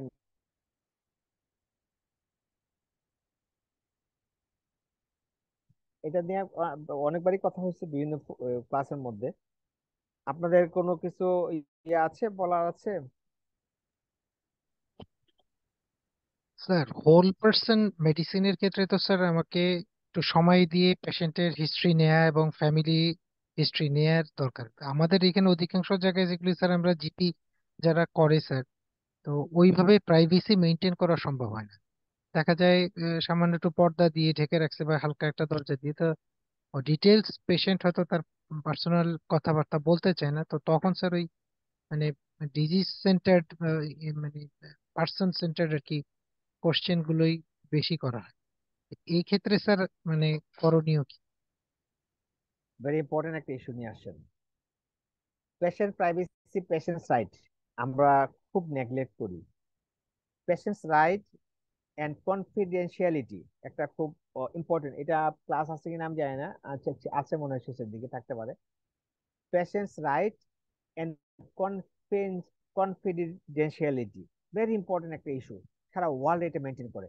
আমি এটা নিয়ে অনেক অনেক অনেক আমার বিভিন্ন ইয়াতে আমি এগুলা নিয়ে কথা বলছি, আমিও বলছি যে আমাদের দেশে দেখেন এইগুলো ভায়োলেশন মানে প্রতি ক্ষণে ক্ষণে পেশেন্ট নিজেও জানে না তার রাইটটা কি, পেশেন্ট নিজেও জানে না তার কনফিডেন্সলি কিভাবে ব্রেক হচ্ছে। যেমন মনে করেন একটা প্রফেসর রুমে রুগী দেখলো, প্রফেসর সাহেব 4টা 5টা রুগী একসাথে দেখতেছেন, পুরো একটা ক্রাইম, ক্রিমিনাল অ্যাক্টিভিটিস। এটা ওয়ার্ল্ডে কোনো কোনো জায়গায় যদি এটা জানেও, তাও কিন্তু আমাদের ওভারঅল একটা হেলথের উপর একটা ব্যাড ইম্প্যাক্ট এটা এখানে অটোমেটিক্যালি হবে। আমার একটা প্রেসক্রিপশন নিয়ে পেশেন্ট বের হচ্ছে, হুড়মুড় করে ইয়ে রিপ্রেজেন্টেটিভটা তার উপরে তার প্রেসক্রিপশন ছবি তুলে তুলে নিয়ে যেতেছেন। এটা যে পেশেন্টস এর একটা কনফিডেন্সিয়ালিটি এবং তার যে এটা রাইট নাই, রাইট ভায়োলেশন করতেছে, এটা আমার পেশেন্টরাও জানে না, পেশেন্টও খুশি হয়ে দিয়ে দিচ্ছে, এটা বুঝতে সে কোনো কিছু চিন্তাই করতেছে না। এটা তার একটা ইয়ে হতে পারে, তার একটা রাইট, এবং এইটা দিয়ে তার কোনো কারো যদি ইল ইন্টেনশন থাকে তাকে খারাপ কিছু করতে পারে। আমি প্রাভা হেলথে কাজ করছি অনেকদিন যাবত। প্রাভা হেলথে আমরা এই কনফিডেন্সিয়াল যারা কোয়েশ্চেন আছে এগুলো খুব আপনারা যাবেন শনিবার, আপনারা দেখবেন, একটু কথা বলবেন, এগুলো নিয়ে কথা বলবেন। আমি থাকতে পারলে খুব ভালো হতো, বাট আমি খুব এসেনশিয়াল একটা ইয়ে নিয়ে খুব ইম্পর্টেন্ট একটা ইয়ে নিয়ে আমি একটু ঢাকার বাইরে থাকবার জন্য ওদিন থাকতে পারবো না, বাট আমি এখানে সবার কাছে কথা বলে গেছি, সবাই জানে। আপনারা ওখানে যাবেন এবং সেভাবে আপনাদেরকে দেখাবে। এই যে হাজবেন্ডের ইয়ে ল্যাব রিপোর্ট, ওয়াইফ ওয়াইফ যদি নিতে চায় এটা দেওয়ার নিয়ম নেই, পেশেন্টস কনফিডেন্সিয়ালিটি সেটাই বলে। যদি না হাজবেন্ড কনসেন্ট দেয় বা বলে যে ইয়াতে যান, আমাদের ল্যাব রিপোর্ট গুলো যে কেউ যে কোনো জায়গা থেকে নিতে পারে, যে কেউ যে কোনো জায়গাতে দেখতে পারে। বাট এই ল্যাব রিপোর্ট কিন্তু একটা খুব কনফিডেন্সিয়াল ডকুমেন্ট পেশেন্টের, তার ডায়াগনোসিসটা কনফিডেন্সিয়াল ডকুমেন্ট একটা পেশেন্টের। আমরা এগুলাকে খুব একটা পাত্তা দিই না। আমরা ওই যে বিভিন্ন জায়গায় দেখবেন যে তার তার নাম তার ইয়ে দিয়ে আমরা ফেসবুকে তুলে দিচ্ছি, আমরা বিভিন্ন ফোরামে তুলে দিচ্ছি তাদের নাম সহ ডায়াগনোসিস সহ ইয়ে, কিন্তু এগুলো কিন্তু প্রত্যেকটা কনফিডেন্সিয়াল ডকুমেন্ট। তো এটাই ব্যাপারটা হলো যে আপনি যেটা বলছিলেন যে আমরা কনফিডেন্সিয়ালি মেনটেন করতে পারি না বিভিন্ন ইয়ের জন্য, এটা খুব ইম্পর্টেন্ট, এবং এটা এটা আমাদের জন্য, আমরা যদি না করতে পারি এটা আমাদের জন্য একটা বিরাট ব্যর্থতা। এটা হলো সাউন্ড ব্যারিয়ার। যেমন আপনি একটা শুধু পর্দা দিলেই হবে না, আপনার যে কথা বলছেন কথাটা বাইরে যে আছে সে শুনছে কিনা, যদি শুনে, এটা আপনি পেশেন্টের উপরে, আপনি পেশেন্টের রাইটটা ফুলফিল করতে পারেন নাই, পেশেন্টের কনফিডেন্সিয়ালিটি আপনি মেনটেন করতে পারেন নাই। একটা লেডি আপনার কাছে আসবে, কথা বলবে, আর অন্য একজন বাইরে থেকে বসে, এটা কোনোদিনই পেশেন্ট কনফিডেন্সিয়ালিটি মেনটেন করা হলো না। তো আমাদের আমাদের এটাই হলো আমাদের শিক্ষাটা, তো এটাই, আমরা যে এটা কথা বলতেছি, আমরা আপনাদেরকে একটা আইডিয়াল প্র্যাকটিস দেখাবো, এই আইডিয়াল প্র্যাকটিস গুলো আপনারা দেখবেন, আইডিয়াল প্র্যাকটিস গুলো ওখানে যাওয়ার চেষ্টা করতে হবে, এইম থাকবে যে আমাদের এরকম একটা ইয়াতে যেতে হবে। আমরা বলি 15 মিনিটস হলো ফ্যামিলি ফিজিশিয়ানের, 15 মিনিটস হলো একটা পেশেন্টকে ওভারঅল কথাবার্তা বলতে হলে আপনাকে 15 মিনিটস লাগবে। এই 15 মিনিটসের টার্গেট করে কিন্তু আপনাকে ওইভাবে প্র্যাকটিসে ইয়া করতে হবে, সময় দিতে হবে, তার পেশেন্টের যেসব স্টেপ গুলো আছে সেই স্টেপ গুলাকে গ্রাজুয়ালি বোঝার জন্য। সুতরাং এই যে 15 মিনিট সময় দেওয়া, এটা কিন্তু খুব ইম্পর্টেন্ট। পেশেন্টকে সময় দেওয়া, পেশেন্ট অ্যাক্টিভ লিসেনিং দেওয়া, এবং পেশেন্টের রাইটস খেয়াল রাখা, পেশেন্টের কনফিডেন্সি মেনটেন করা, প্রত্যেকটা জিনিসকে মেনটেন করা কিন্তু আমার এই যে ডক্টর, এটা আমার একটা কর্তব্য। তো এই জিনিসগুলো আমাদের করতে হবে, আমি এটা করতে পারতেছি না, এটা আমাকে ব্যর্থতা হিসেবে দিতে হবে, এবং সেটা কবে আমি করতে পারবো সেই টার্গেটটা আমাকে রাখতে হবে। বুঝতে পারছেন আনোয়ার সাহেব? জি স্যার, মানে মানে ফ্যামিলি আমরা আমরা যেটা করতেছি এটা তো স্যার জিপি প্র্যাকটিসের মতো, আমরা জাস্ট পেশেন্টের রোগটা শুনে নিয়ে তার ট্রিটমেন্ট দিয়ে দিচ্ছি। কিন্তু স্যার আপনি আজকে যেভাবে বলছেন স্যার, তার জন্য তো মানে এরকম একটা মানে এনভায়রনমেন্ট এনভায়রনমেন্ট লাগবে, ক্রিয়েট করে নিতে অবশ্যই হচ্ছে। লাগবে, অবশ্যই লাগবে, এবং সেটা পেশেন্টের রাইট, আপনাকে করতে হবে অবশ্যই। সেটাই তো আমরা আমরা আপনাদেরকে জানানোর চেষ্টা করতেছি যে আমরা ওখানে যাব, আমরা এই এই পর্যায়ে যাব, সে কোথায় যাব আমরা সেটি আপনাদেরকে বলার চেষ্টা করতেছি। জি sir. Thank you. Thank you. আর কেউ কিছু অ্যাড করবেন? আমরা এখানে প্রচন্ড লেকিং, আমাদের আমাদের প্রচন্ড লেকিং। আমরা এখানে অনেক কিছু করি, আমরা না, আমরা তো ছোট ইয়ে, আমাদের এখানে কত বড় বড় প্রফেসর আছে, 4টা করে রুগী দেখে, আপনারা কল্পনা করতে পারবেন কত বড় একটা ক্রাইম। এটা এটা একটা মানে একেবারে ক্রাইমের পর্যায়ে পড়ে 4জন রুগীকে একসাথে দেখে, কিন্তু অহরহ আমাদের প্রফেসররা করছে। কেউ কিন্তু এটাকে স্যার মাইন্ড আমি করছে একটা না। একটা এক্সপিরিয়েন্স বলি স্যার। আমি আমাদের এক কনসালটেন্ট, খুব নাম করা অর্থোপেডিক্স এর নাম বলছি না, তো স্যার আমি আমার এক রিলেটিভ, বয়স্ক রিলেটিভকে নিয়ে গেছিলাম ওনার নি জয়েন্টের পেইন নিয়ে। তো গেলাম যখন স্যার ওনার রুমে ঢোকার বাইরে থেকে বুঝতে পারেন, এই ভিতরে যে দেখি স্যার একসাথে 5টা রোগী উনি দেখেন, আলাদা আলাদা বেড আছে সেখানে, এবং 5টা রোগী একই সাথে দেখেন, এবং ওনার সাথে অ্যাসিস্ট্যান্ট আছে 5টা, প্রায় 4-5 জন। উনি ওনাদের ওই অ্যাসিস্ট্যান্টরা ফার্স্টে হিস্ট্রি নেন এবং তারপরে উনি ওনাদের কাছ থেকে শোনেন। Ultimately at the end sir উনি রোগীর সাথে খুবই কম কথা বলেন। তো আমি স্যার বয়স্ক রোগী যে নিয়ে গেছিলাম, আমি আসলে ওই স্যারের মানে উনি খুব, অবশ্যই উনি ভালো ডাক্তার স্যার, উনি যে কারণে নির উপরে ওনার যথেষ্ট সুনাম ছিল অনেক আগে স্যার। কিন্তু রোগী যখন বের হয়ে আসছে, সে রোগী আমার সাথে খুব ক্ষেপে গেল যে, তুমি আমার এমন একজনের কাছে নিয়ে আসছো যে আমার সাথে কোনো কথাই বললো না।" অথচ সে না, অত্যন্ত এই যে রেপুটেড স্যার। এই যে আমরা আমরা বললাম যে উনি ভালো ডাক্তার, আমরা কেন বললাম সে তাকে ভালো ডাক্তার? আপনি দেখেন, যে কথাই বলতে পারলো না, পেশেন্টের সাথে তাকাতে পারলো না, তাকে আমরা ভালো ডাক্তার বলতেছি। অথচ বিড লেভেলে একটা হয়তো ভালো একটা ডাক্তার, ভালো সে আপনাকে আরো বেটার ইয়ে করতে, তার কাছে হয়তো রুগী নেই। আমরা একটা ডাক্তারকে ভালো বলতেছি কখন? কিছুদিন আগে আমি একটা প্ল্যাটফর্মে কোথায় দেখলাম যে তাকে, সে এত সিনসিয়ার পেশেন্টের জন্য গত 10 বছর যাবত সে রুগী ছুটি নেয় নাই। নো, সে ভালো ডাক্তার হতে পারে না। সে 10 বছর যাবত রুগীর জন্য ছুটি নেয়, রুগীর জন্য ছুটি নেয় না, তার নিজস্ব পার্সোনাল বেনিফিটের জন্য রুগী ছুটি নেয় নাই। একটা মানুষের রিক্রিয়েশন দরকার আছে, একটা মানুষের আহ, আহ, তার তার নিজস্ব ফ্যামিলির কিছু সময় দেওয়া আছে, একটা মানুষের অনেকগুলা আছে, সবগুলো মিলিয়ে সব সমস্ত কিছু রিকোয়ারমেন্ট ফুলফিল করে কিন্তু আপনাকে চলতে হবে। আপনি ডাক্তার হচ্ছে দিয়ে কি আপনি কি রোবট হয়ে গেছেন? আর সেই ডাক্তারকে আমি কেন আমি ভালো বলবো যে সে 10 বছর ধরে ছুটি নেয় নাই? সে ছুটি নেয় নাই মানে হলো সে ওই যে পেশেন্টের সাথে কিন্তু ওরকম ভালো করতে পারে না, সে ইরিটেটেড ছিল, নানান রকম প্রবলেম ফেস করছে। মানুষ তো ফেরেশতা না। সো ভালোর ডেফিনেশন গুলো আমাদের চেঞ্জ করতে হবে।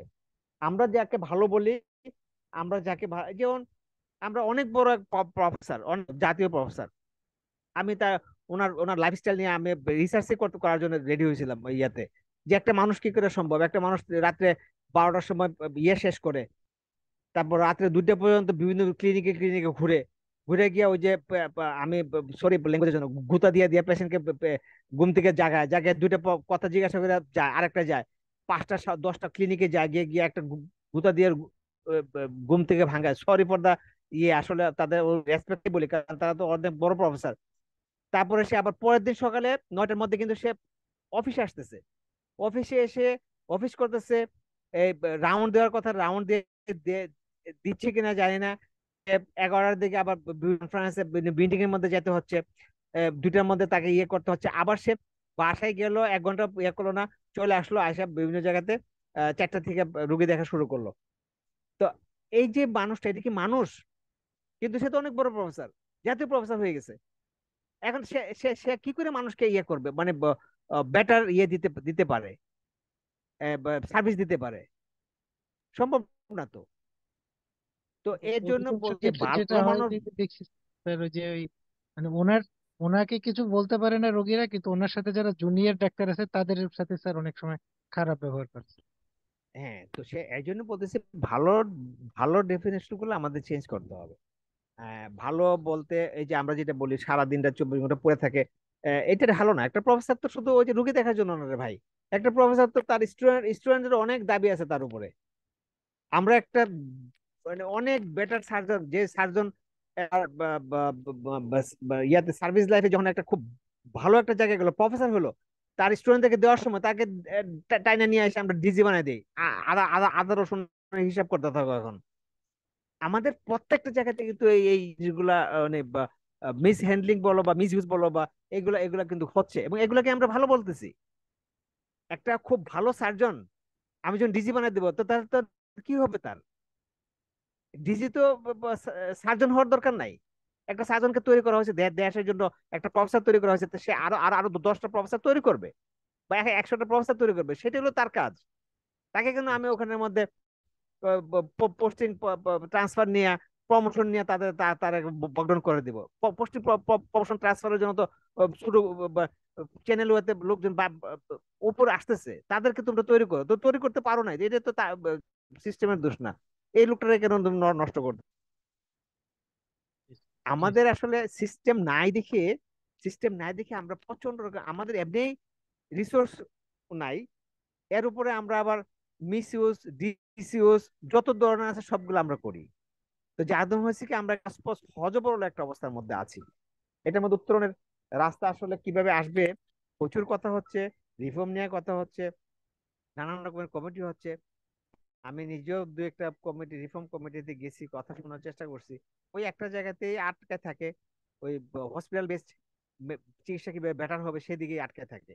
এটা যে একটা আমরা আমরা যে আমাদের ভাষায় যেটা হলো কম্প্রিহেন্সিভ চিকিৎসা, প্রমোশন, প্রিভেনশন, রিহেবিলিটেশন, সব সব নিয়ে যে একটা চিকিৎসার ইয়া করবে, সেরকম কমপ্লিট চিকিৎসা আসলে কথা আসলে এখনো ওরকম শুনি নাই এখন পর্যন্ত। তো জি যাই হোক, স্যার বিপ্লবীর কথা বলে লাভ আপনি স্যার কিন্তু। স্যার স্যার ওই যে আপনি বলেন। যেটা বলতেছিলেন স্যার, এটা দিনাজপুরে এখন ইদানিং খুব ফেস করতেছি। এই 2-3 জন ডাক্তার এরকম আছে যারা রাত 12টা পর্যন্ত চেম্বার করে, 12টা থেকে ভোর 4টা পর্যন্ত প্রায়, বা এরকম আছে একটার সময় শেষ হয় মানে 2টা-3টা পর্যন্ত। জিহাদ ফাউন্ডেশন চেক আপ বড় বড় কিছু হয়েছে আচ্ছা, এখানে, এই হচ্ছে যে লোকটাকে যদি রুগীদেরকে ঘুম থেকে এই ডেকে লোকটাকে তুলে যদি রাউন্ড দেয়। আমি কুদ্দুস, আমি বুঝছি আমাদের সময় শেষ, আমি একটু ইয়া করি, শেষ করি। এই লোকটাকে যদি, যে লোক এরকম 4টে পর্যন্ত করতেছে, দৌড়াচ্ছে দৌড়াচ্ছে দৌড়াচ্ছে, এই লোকটাকে যদি আপনি বলেন যে আপনার বেতন হলো 2 লাখ টাকা, আপনি আপনি ইয়া করবেন, এই লোকটা কি এক্সট্রা কাজগুলো করবে? এই লোকটাকে যদি ফিক্সড বেতন দেন, বেতন মানে এখন যা বেতন বা তার 4 গুণ বেতন দেন, সে কি এটা করবে? করবে না, কারণ তার ব্যক্তিগত লাভ লাভ নাই। ব্যক্তিগত লাভের জন্য এগুলো করে। সে 5টার জায়গায় 14টা দিয়ে দিবস থাকে। প্রবলেম হলে আল্লাহ নিয়ে গেছে, আল্লাহর মাল আল্লাহ নিয়ে গেছে। বাংলাদেশে তো এটা কোনো জবই নাই, জব দিতে নাই, কেউ তো জব দিয়ে করতে হয় না। তো এই এই সহজ একটা কথা দিয়ে যেহেতু আমরা বুঝাই ফেলতে পারি, আমরা ওই যে যেখানে 4টা দেওয়ার কথা এখানে 14টা দিয়ে দিই, দিয়ে দিয়ে ক্রাইসিস যতগুলো হয় এগুলো আমরা ম্যানেজ করার চেষ্টা করি। আমরাও একটা আবার ভালো জাতি হয়েছি, মানে একটা ডাক্তার কিছু হইলে প্রথমে আমরা চ্যালেঞ্জ শুরু করি, ডাক্তার মারে ফেলছে, আরে মারে ফেলছে, একটু ডেপথে যাও, দেখো এখানে কি হয়েছে, কেন হয়েছে। ডাক্তার বলতে পারো না? অবশ্যই পারে। তো সেটার সিস্টেম থাকতে হবে, সেটা এর জন্য তো আজকে আমাদের এই অবস্থা, মানুষ গায়ে হাত দেয়। আমাদের উপর বিশ্বাস গুলো সব নষ্ট হয়েছে কেন? আমরা নিজেরা এটার জন্য দায়ী। আমি আমি এই যে আপনি বললেন 4টা পর্যন্ত, কেন? সে কি মানব? সে কি ফেরেশতা? সে 4টা পর্যন্ত ইয়া করবে, আবার সকাল 9টার সময় অফিসে যাবে, আবার সে পরের দিন রাত 4টা পর্যন্ত কাজ করবে? সে তো ফেরেশতা না তো। তার তো একটা লিমিটেশন আছে। সে তো স্ট্রেসে স্ট্রেসে তো ছিঁড়ে যাবে, এবং ছিঁড়ে গিয়ে তো উল্টা পাল্টা কাজ করবে, এবং হচ্ছে, এবং সেটা সাফার করতেছে রুগীরা। আলটিমেটলি আমাদের সাথে তাদের ডিসেন্ট্রিবিউশনটা লেভেলটা এমন পর্যায়ে যায়, আমাদের থাকে না, সম্পর্ক নষ্ট হয়ে যায়, কোনো কিছু বিশ্বাস হয় না, বিশ্বাস হারায় যায়, ট্রাস্ট নষ্ট হয়ে যায়। এবং সেটাই হয়েছে এখন সব জায়গায়। আমরা যেমন বিশ্বাস করতে পারি না, তারা আমাদেরকে বিশ্বাস করতে পারে না। তো যাক, এখন মাথাটাতে যেটা আমরা ছিলাম, যে আমরা আমরা যদি হোল পার্সন কেয়ারটাকে আমরা যদি অ্যাপ্রিসিয়েট করতে ইয়ে করতে পারি, অ্যাডপ্ট করতে পারি, আমরা যদি পেশেন্ট ফ্যামিলির আমাদের ইয়েগুলোর মধ্যে ইনভলভ করতে পারি, এবং ওইভাবে যদি এগোতে পারি, শুধু ফ্যামিলিকে ইনভলভ করা না, মানে ইফেক্টিভ ওয়েতে, পজিটিভ ওয়েতে যদি আমরা ইনভলভ করতে পারি, এবং পেশেন্টস রাইটস কন্টিনিউ যদি আমরা মেনটেন করি, আমরা অবশ্যই পেশেন্টের কাছে একটা সেফ ডাক্তার হব, এবং আমরা অবশ্যই পেশেন্টের একটা ট্রাস্ট, কনফিডেন্স আমরা আদায় করে নিতে পারবো।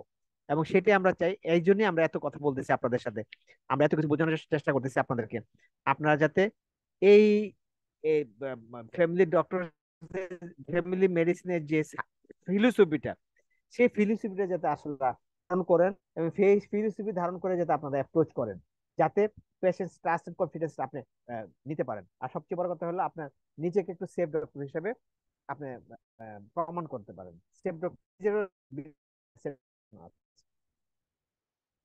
তো আর কিছু বলবেন? আমাদের সময় আজকে ইয়ে হয়ে গেল। আসলে আজকে আমাদের কথা বলারই কথা ছিল। আমি মনে করছিলাম যে আমি যদি 10 মিনিট কথা বলি আপনাদের থেকে 10 মিনিট কথা শুনবো, কারণ সব জিনিসটা আসলে এরকমই ছিল, নিজে কথা বলারে।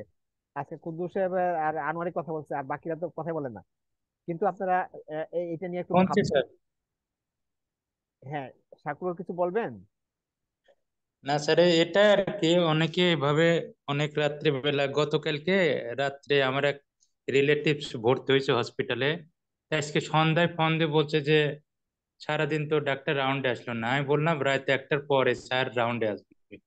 হচ্ছে এ তো আমি কোনোদিন শুনি না, হচ্ছে যে ডাক্তারের আন্ডারে ভর্তি হয়েছে উনি 1টার পরে রাউন্ডে যায় এবং রাত্রে। দেখেন, যে পেশেন্টটা যে যে পেশেন্টটা ইনসুমিনিয়াতে ভুগতেছে, আমি তো আপনারা বললাম প্রফেসর সাহেবরা করে, এটা তো আমার আমার চোখে দেখা। যে পেশেন্টটা হ্যাঁ, ইনসুমিনিয়াতে ভুগতেছে, ঘুমের ওষুধ খেয়ে সে ঘুমাইছে, তাকে রাতে 2টার সময় এসে তাকে জায়গায় তুলে জিজ্ঞাসা করতেছে আপনার মাথা ব্যথা কমছে? তো এটা কিন্তু প্রফেসররাই করতেছে, আমি আমি আমি কিন্তু ইয়ে করতেছি, এটা ফ্যাক্ট। তো এটা এখন কি করবেন? এখন আমাদের দেশে আমার ওই এটা রিলেটিভস প্র্যাকটিস বলছে হচ্ছে। এই ডাক্তারের নামে কেস করা দরকার, যে ঘুমের তুলে তুলে রোগী দেখে, এরকম কথা বলে। এই যে মানুষ কিন্তু সচেতন হচ্ছে, মানুষ হ্যাঁ, কিন্তু হ্যাঁ। সচেতন হচ্ছে, মানুষ কিন্তু এখন আর ওই ইয়া নাই। হ্যাঁ, যেভাবে খুশি এভাবে ইয়া করার মতো সময় অবস্থা কিন্তু নাই। সো আমাদেরকে ওইখানে যেতেই হবে, আমাদেরকে ওই সাইকোলজি বুঝতে হবে পেশেন্টের। এবং আমরাও জি আমাদেরকে আমাদেরকে সেফ, ওই যে বললাম সেফ ডাক্তার।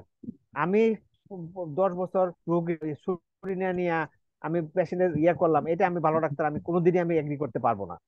আমার আমার নিজস্ব স্টাইল আছে, আমার লাইফ স্টাইল আছে, আমি আমার মতো করে আমি চলবো, আমার ফ্যামিলি আছে, আমার সোসাইটি আছে, মেনটেন করে আমি পেশেন্ট সহযোগিতা করবো। এবং ওইটাই হবে পারফেক্ট এবং অ্যাপ্রোপ্রিয়েট সহযোগিতা। আমি ওই যে বললাম না, আমরা তো পেশেন্ট ইয়ে ডক্টর পেশেন্ট রিলেশনশিপ, আপনার মনে আছে কিনা আমার কথা বলা, খুব র্যাপিড আমরা ইয়াতে যাই, নদীর ওপর চলে যেতে চাই, যেখানে অনেক বড় বিল্ডিং আছে, একটা ইয়ে আছে, সেখানে চলে যেতে চাই খুব রেপিড। আমরা ধীরে ধীরে যেতে চাই না, যেই যে স্পিডে আমার যাওয়ার কথা সেটা যেতে চাই না, খুব রেপিড। আমার আশেপাশে দেখতেছি যে লোকজন অনেক বড় বড় ফ্লাইট করছে, আমি এখনো করি নাই। এই যে ইয়েগুলা মানে আমাদের তারাগুলা, এই তারাগুলার জন্য আমরা আসলে অনেক কিছু লস করি, হিউম্যানিটি আমাদের থাকে না, মানবিকতা আমাদের মধ্যে থাকে না। ডক্টর পেশেন্ট রিলেশনশিপ ক্লাসটা আপনারা শুনেন, মধ্যে এই কথাগুলো অনেক বলছি, ইয়াং ডক্টরদের জন্য একটু স্পেশালি বলার চেষ্টা করছি। এইগুলো একটু শুনেন। আমাদের এই ক্লাসগুলো কিন্তু রেকর্ডে থাকে, আপনারা সময় করে করে একটু শুনতে পারেন। শুনলে কিন্তু হবে, আজকেই নেন আর শুনলেন না, সময় পাইলেন না, তাহলে কিন্তু আপনার এটা আসলে ওইরকম ইফেক্টিভলি ইয়ে করতে পারবেন না, প্র্যাকটিস করতে পারবেন না। আপনারা যত শুনবেন তত বেশি আসলে রিয়েলাইজ করতে পারবেন। তো ঠিক আছে, থ্যাংক ইউ ভেরি মাচ সবাইকে। আমরা আজকে যথেষ্ট ইন্টারেক্টিভ ছিল, আপনারা কথা বলছেন। তবে আমি চাই সবাই কথা বলবেন, সবাই কথা বলবেন, আমি সবার কথা শুনতে চাই। এবং সবার কথা শুধু আমি শুনতে চাই, আমি যেমন এনরিচ হই, আপনার কলিগ যারা আপনার পাশে আছে তারাও কিন্তু আপনার এই কথা বলা